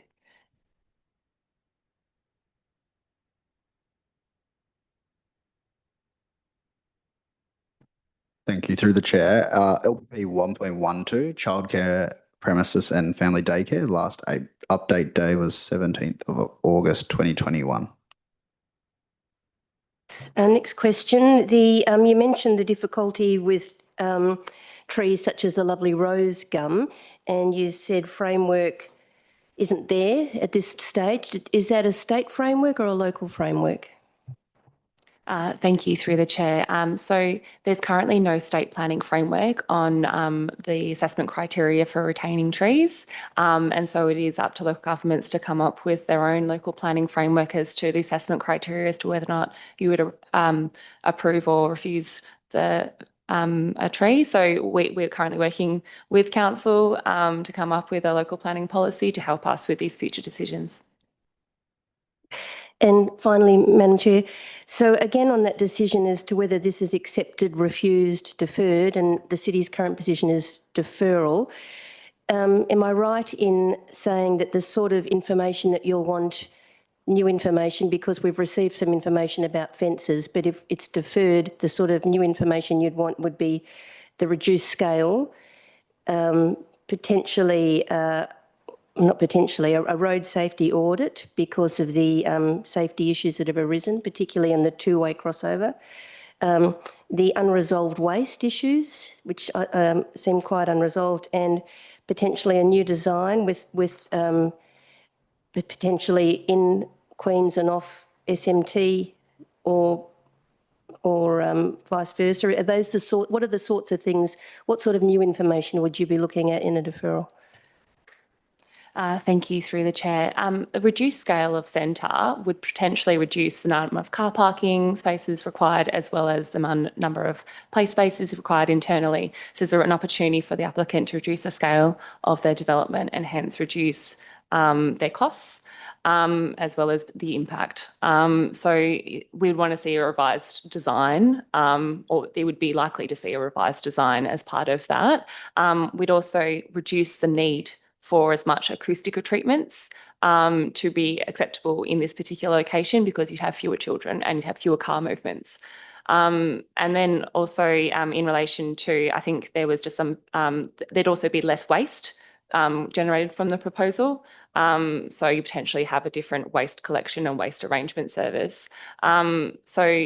And there's also potential to address the design considerations of the height of the fencing in that particular location, which is a bit high on St. Michael's. So they're the kind of things that we would like to see in a revised proposal back to the city for assessment. Any further questions of the staff? Member Lafanti. Thank you. The RAR that you've presented to us generally reads that the majority of aspects are acceptable, compliant with the various offices within the city, distilled down to 3 areas of concern in relation to a deferral. My questions really go to some of these other issues. So, for example, there was a concern in relation to this acoustic modelling in terms of the outdoor, in terms of the mitigation action, and do you have any concerns in relation to the reliance on fixed or permanent treatment as opposed to operational staffing management solutions in relation to complying with the acoustic modelling? The report seems to indicate that you are satisfied with the document that's been presented. Thank you through the chair. It's noise regulation compliance is great, but we also have to consider the existing context in which it is and the generosity of noise regulations in terms of compliance. So ultimately, this is a very quiet residential area, especially in the middle of the day. And yet there is the school next door, but it's quite a large sort of site. When you have, a childcare centre in the middle of a low density residential area, and it's of substantial size, you are going to have more noise, and hence there is an amenity impact. So whilst there is environmental health noise regulation compliance, we are concerned about the scale of this proposal and the impact on the amenity from a noise perspective. So it's more of a planning consideration from the scale of the proposal. The reduction in the scale of the development would reduce the reliance on operational and built form requirements to manage the noise to be within acceptable environmental health noise requirements. So we see that a revised proposal which reduces the scale would be more appropriate in this particular area from not only a traffic but also a noise perspective, from a more amenity rather than environmental health legislation compliance perspective. The report talks in relation to the waste solution, which is to be generally serviced externally to the site. I note that the deferral considerations talk about the presentation of the bins on the street. What is the key impacts that you're concerned about? Is it smell? Is it visual clutter? Is it noise, pedestrian movement, bin truck congestion? I'm trying to ascertain what is the expectation you have in relation to it. Is it purely the number of bins on the street and the frequency at which they're being picked up, or is there some additional amenity impacts associated with that aspect? Could you explain that? Thank you through the chair. It is a low density residential area. Bins get collected once a week. As soon as you start having multiple bins out 3 times a week, it starts to look a lot less like a residential area. And so it is about the visual clutter and the frequency of collection being consistent with a low density residential area. Thank you. I'm going to move to land use and locational context of the site. The RA refers to the scale of the centre. It talks earlier on in the RA, it talks about the design, appropriate in its form and materiality in terms of looking residential. You've talked today about a lower level for the undercroft to keep within the residential area. When you talk about in the RA, it talks about there's concern about the proposal and it should be on a higher ordered road and it's not suitable due to its amenity impacts. I'm interested again specifically about these amenity impacts, and for context, I'm talking about Queen, orientation towards Queen, and I accept there are 2 different roads, but I'd like you to speak about the separate roads. Queen's got obviously directly opposite school. You drive down towards Risley, there is a little town centre hub in there. The street has traffic calming in it so that you actually are definitely slowed down.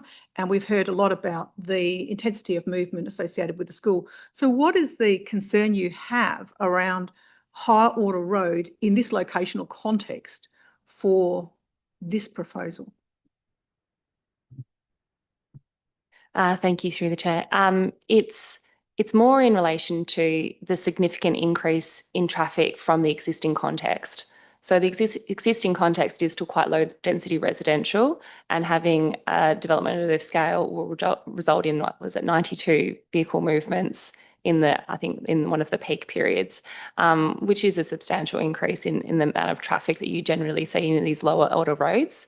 Whereas if you see that scale of development and hence scale of traffic movements on a road which has a higher road capacity, the impact is less obvious, and so it can be absorbed. And so we see that these centres are more appropriate on those types of roads, and that's pretty standard in many local government policies, that you'll see that they encourage them to be on local distributors because they have more accessibility for a wider network that these childcare centres service. So being on sort of the local access road has more of a impact. And the local access roads are also designed with a narrower carriageway, and hence more likely to present conflicts if there's on-street car parking, which there is a lot of in this particular area. So it does present both a safety element if there is on-street car parking present in the area, and a higher number of vehicle movements that you would typically anticipate to see in a peak period for a local access road. Thank you. I think my final one is that the RA refers to the traffic and parking and safety, and in the technical response from the city is that you've concluded that the traffic and safety matters are compliant. What is the expectation of this development in relation to the traffic issues that are associated in the area? And there's been a lot of discussion today about traffic associated with the school, and you referred to the traffic movement on these local roads.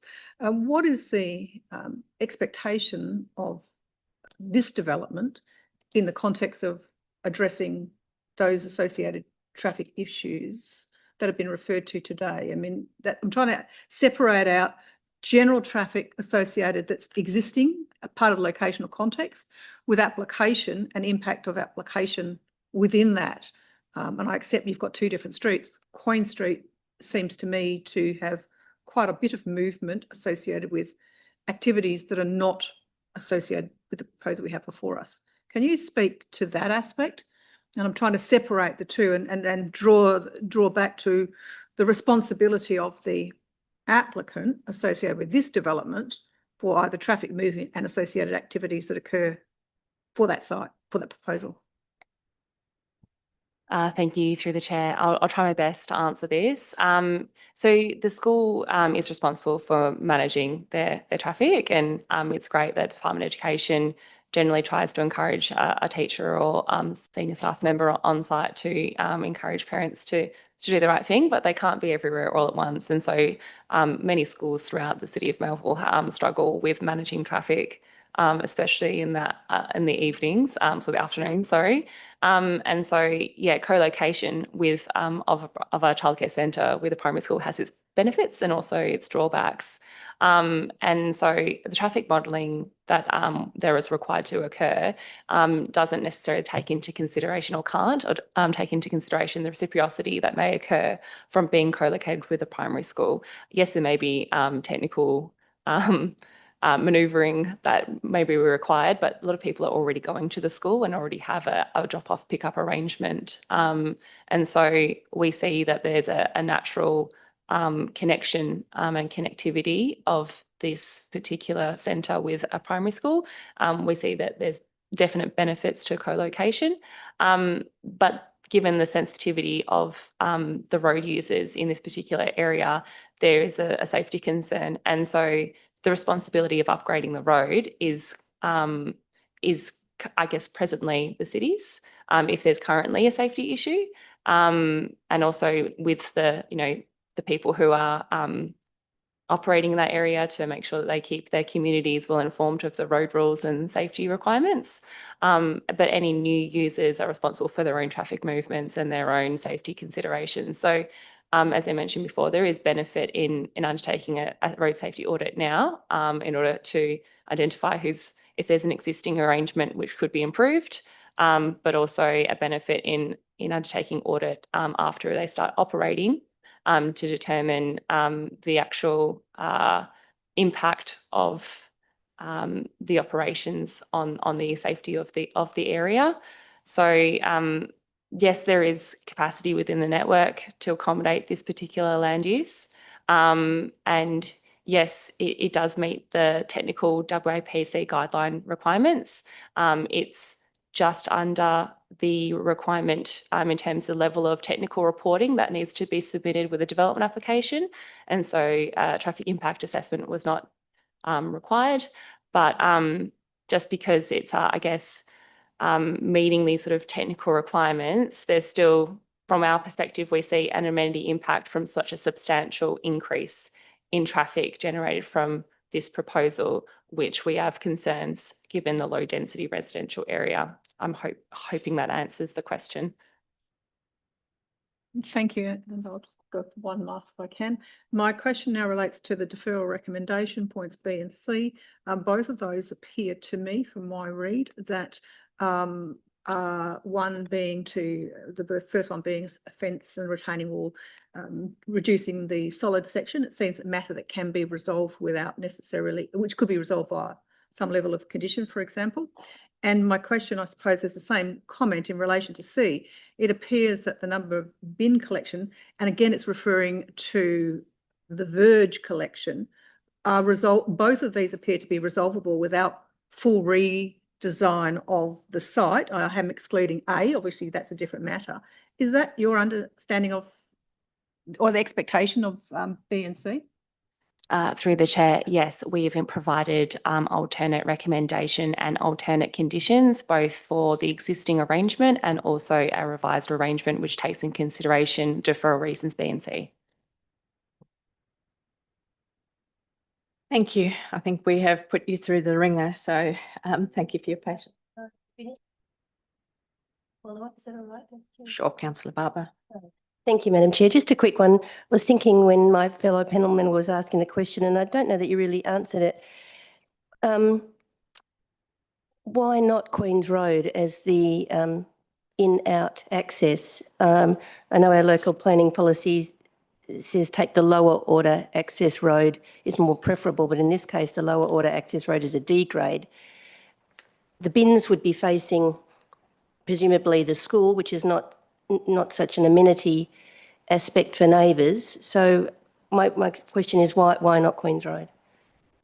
Thank you, through the chair. So when with a sole access point being from Queen's Road, you'd have a bit more of a gradient to go down into a basement structure, and so you'd have reduced sightline capacities as you're exiting. So we would argue that it could be a less safe situation, especially if we were to install a footpath along Queen's Road in the future.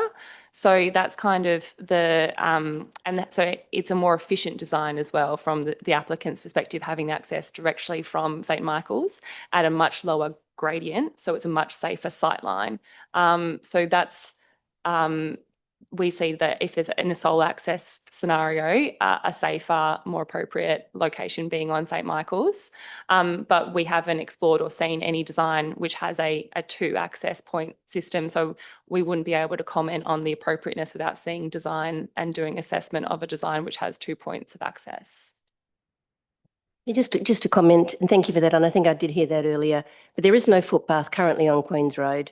They did fix the gradient on St. Michael's Terrace, so the gradient could be fixed, presumably, on Queen's Road. Thank you, through the chair. It would require an entirely different design, which would have the the car parking at grade with Queen's, and hence you'd have to relocate the entire design. It would be an entire redesign of the proposal to have the car parking and vehicle access from Queen's Road.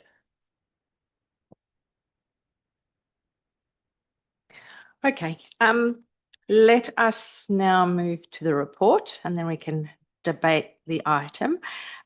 We've got a report in front of us that is recommending deferral for 3 reasons mentioned in the responsible authority report.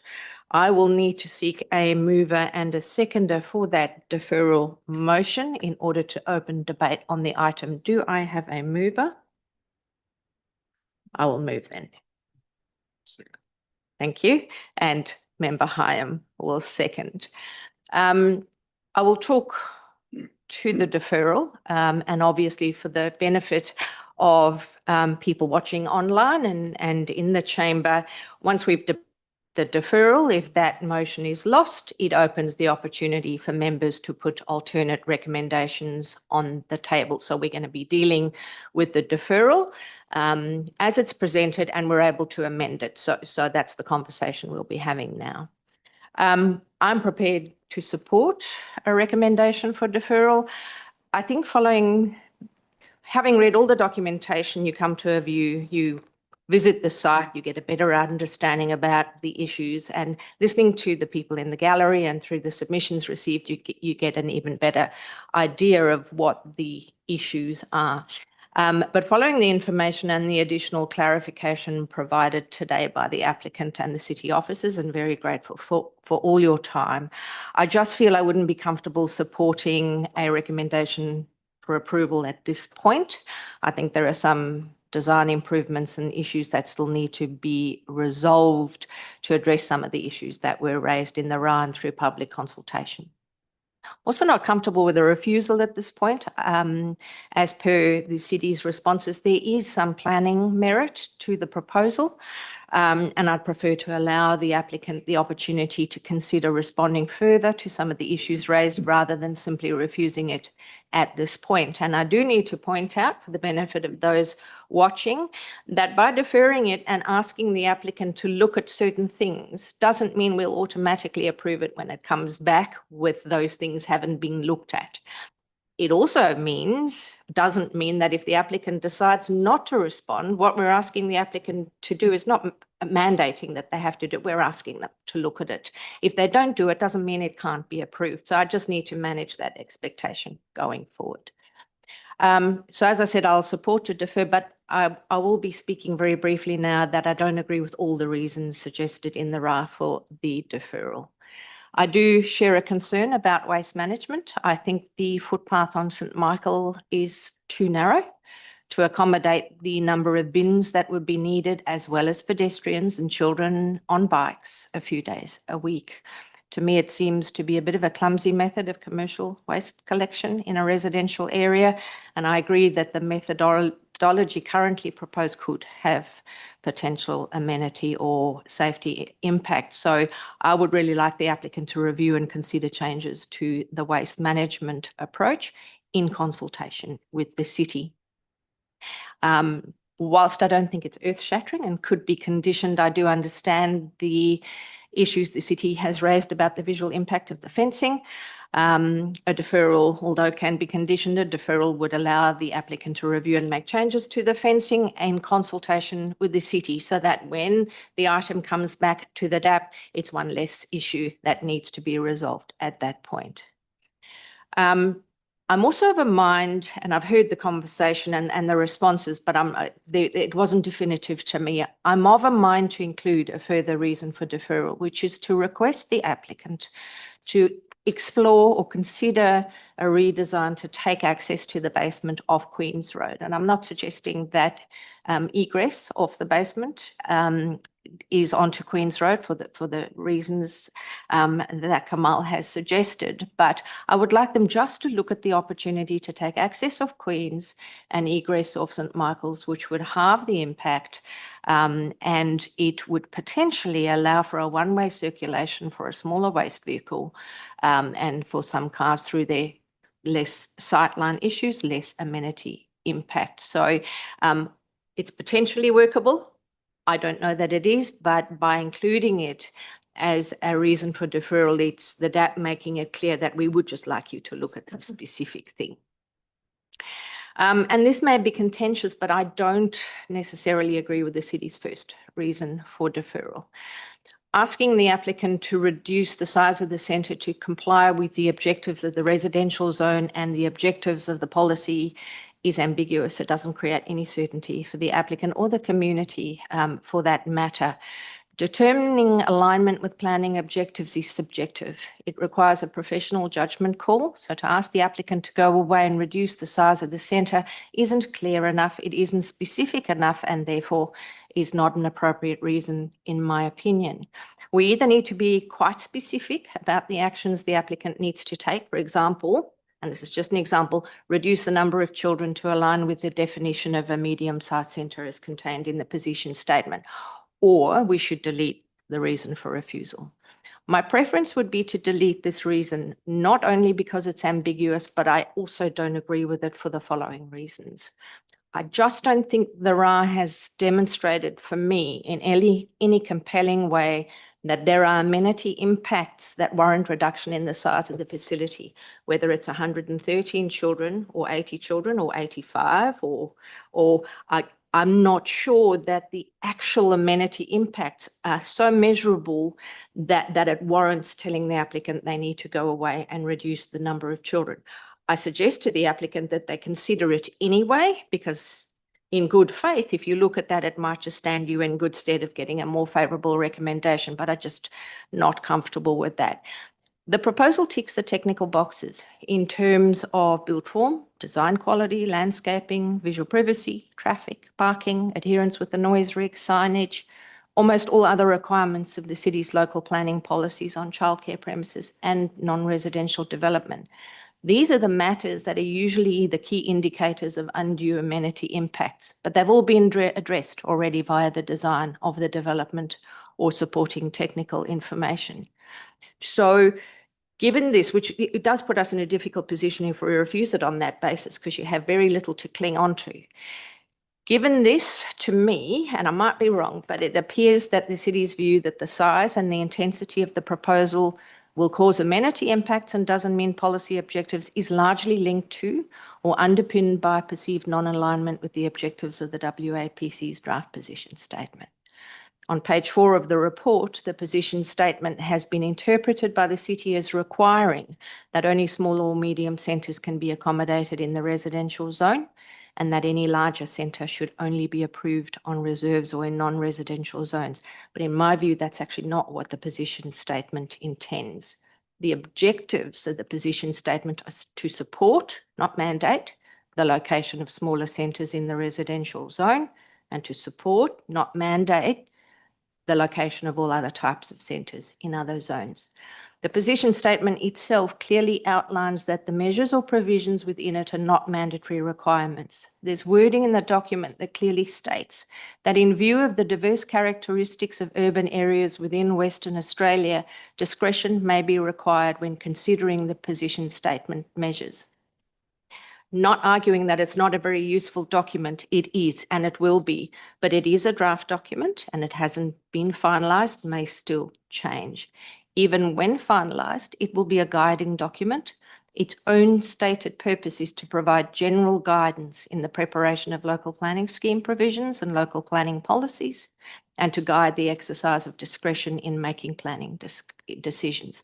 Now, I raise these issues to try and demonstrate the complexity of a planning argument that relies primarily on alignment or non-alignment with broad or subjective policy objectives, especially when the proposal ticks the other technical boxes, which, as I say, in my view, are usually indicators of amenity impact. And so that's why I'm not comfortable to support deferring to require the applicant to reduce the size of the centre. Would be great if they did, make things easier, but I'm not keen to do that, and certainly not without providing guidance about what the city or the DAP would consider acceptable or what would align with policy objectives. So having spoken generally in support of a deferral, I have cobbled together some wording, and the city's wording for the other two reasons is satisfactory in my view, but I've cobbled together a little bit of wording, and I'm going to ask the team just to pop it on the screen for you to have a look at. That is a little more specific about what we would like to see. So I'm happy to briefly read through this. It maintains the same preamble, defer the application to enable the applicant in consultation with the city to consider, and again, it's just consider, benefits, issues and impacts of redesigning the basement to take vehicular access off Queen's Road, a revised design of the front fencing and retaining to either reduce the height of the solid section or to set the fence back further into the property to enable taller screening landscaping on site in front of the wall. C, options for on-site waste collection or options to reduce the number of bins on the verge and frequency of collection, or options for widening the footpath in this location to minimise conflict with pedestrians on bin collection days.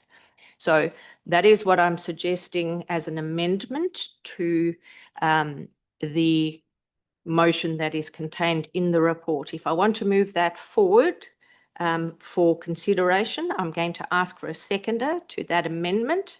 And for the purpose of the people in the gallery, we will then debate the version that I've amended. It doesn't mean that that's what will happen. And if the other panel members don't agree with me, then we revert to the current recommendation for deferral. So I will see whether or not there is a panel member that would second the amendment as I've presented? Sorry, Madam Chair, would you be open to an amendment as well? I would. I'm happy to hear it, Councillor Lim. Would I be able to add just the applicant to consider a traffic impact assessment as part of just to consider conducting one? An updated traffic impact assessment? A high risk traffic impact assessment. Sorry. Statement, sorry.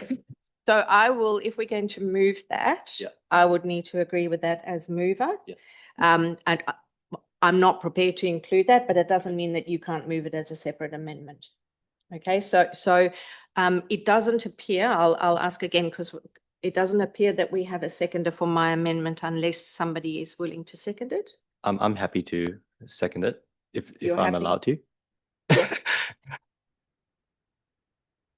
I'm getting a little messy. You're happy to second that amendment? Yes. Okay. So I'm happy to open debate on that amendment. I think I have talked enough to it. Councillor Lim, do you want to talk to that amendment? And if the amendment is lost, then we revert back to the other motion that Member Hyam has seconded. Okay. Yeah, I wouldn't speak too much about it, but I think it's it's a good amendment for the applicant to consider, some of the talking points that we have today around traffic on St. Michael. So I think assessing Queen's Road as an alternative option is it's common sense in my opinion. And yeah, the fencing as well, I agree with it. I think that the main bit as well, like it's the option C, the part C of this, where I think waste collection, as we understand from today, is a big, I guess, issue, as we heard from the community and from the panel members as well. So for that, I will support the amendment. Thank you. Thank you, Councillor Lim. I will now ask other members who wish to speak for or against the amendment that I've proposed. Member Hyam. Thank you, Madam Chair. Madam Chair, I really can't support certainly part A of the amendment. I find it being too specific and very, very narrow in its objective. And I think there is an issue around this centre which is still to do with its size and the way it sits within the context of its locality. And I think this is where the officers were coming from. And while I have some difficulty, as you indicated, with the wording of A, I still think that's a consideration for the applicant. I'd be happy to add on the end, including that as an option. So I can't support it as it currently is. Thank you. Any other member wish to speak for or against? So just, so Member Hyam, you're suggesting that the words medium to small scale be included as per the original. Is that what you're saying? Can we get you to explain? Yeah. We're going to try and not debate, but just for the purpose of clarifying what we're actually dealing with, I'm going to ask Member Hyam what he is anticipating. He's not agreeing with my inclusion of the suggestion that the applicant looks at taking access off Queen's Road. That's what he's not agreeing with. Partially.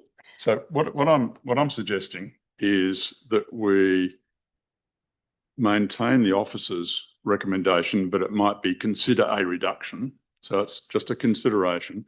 And at the end of that part A, to say including the benefits and issues of vehicle access off Queen's Road.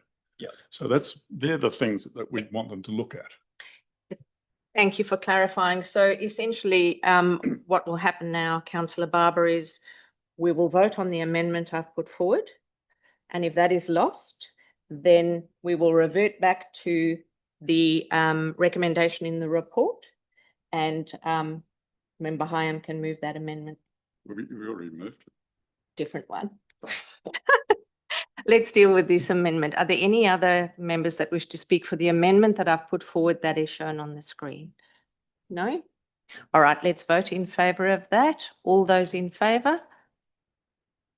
To those against?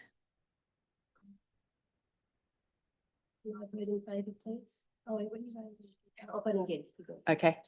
2 in favour, 3 against. That amendment that you see on the screen for the benefit of the gallery that I put forward is lost. So that is no longer on the table. What we are dealing with now is we are reverting back to the recommendation in the report to defer for the 3 reasons suggested by the city. Correct. I have already spoken, so Member Hyam. Madam Chair, you've spoken as the mover of that. All right. I visited the site the other day, and unfortunately it wasn't during the school week. But as a grandfather, I pick up grandkids from a primary school and I see how chaotic it is. And there's nothing more dangerous. I walk there, but there's nothing more dangerous than a parent picking up or dropping a child off. They will park anywhere to get nearest bay to the gate. I agree with the officers that this is a good location for a childcare centre opposite the primary school. I also agree, in my view, that this is too big when combined with the primary school traffic and the added loss of amenity. And I know it ticks all the boxes for the planning framework, but to me, there is a touch of reality that needs to be built into this. It is opposite a school which has it's 500 children and all the vehicles, plus we're going to add another 400 vehicles to this. So I understand where the community is coming from. This is a quiet residential location, probably until school mornings and afternoons. But I think adding this to it at that scale is an issue for me. So I would like to amend or suggest an amendment to the deferral so that instead of take out the word reduces in A and considers a reduction of the size of the centre, so it's a consideration. And then at the end, after childcare premises, including, and I can't remember what the wording was, but including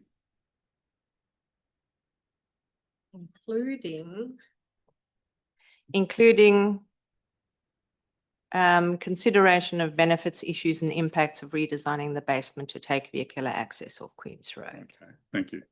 Thank you. And then if I... Sure.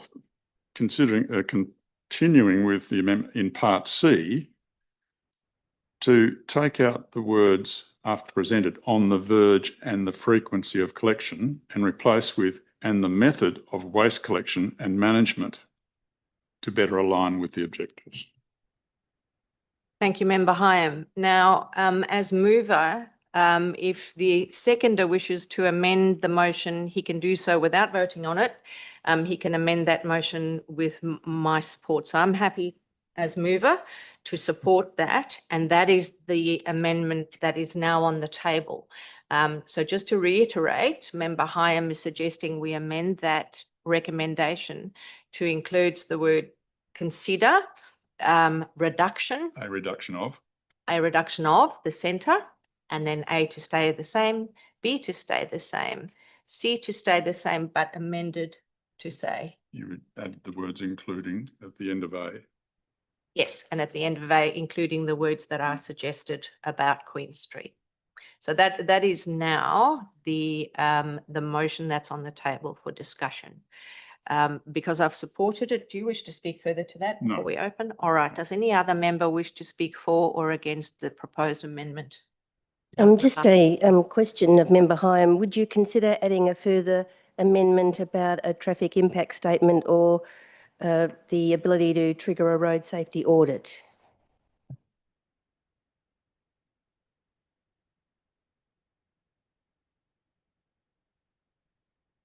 Can I just clarify?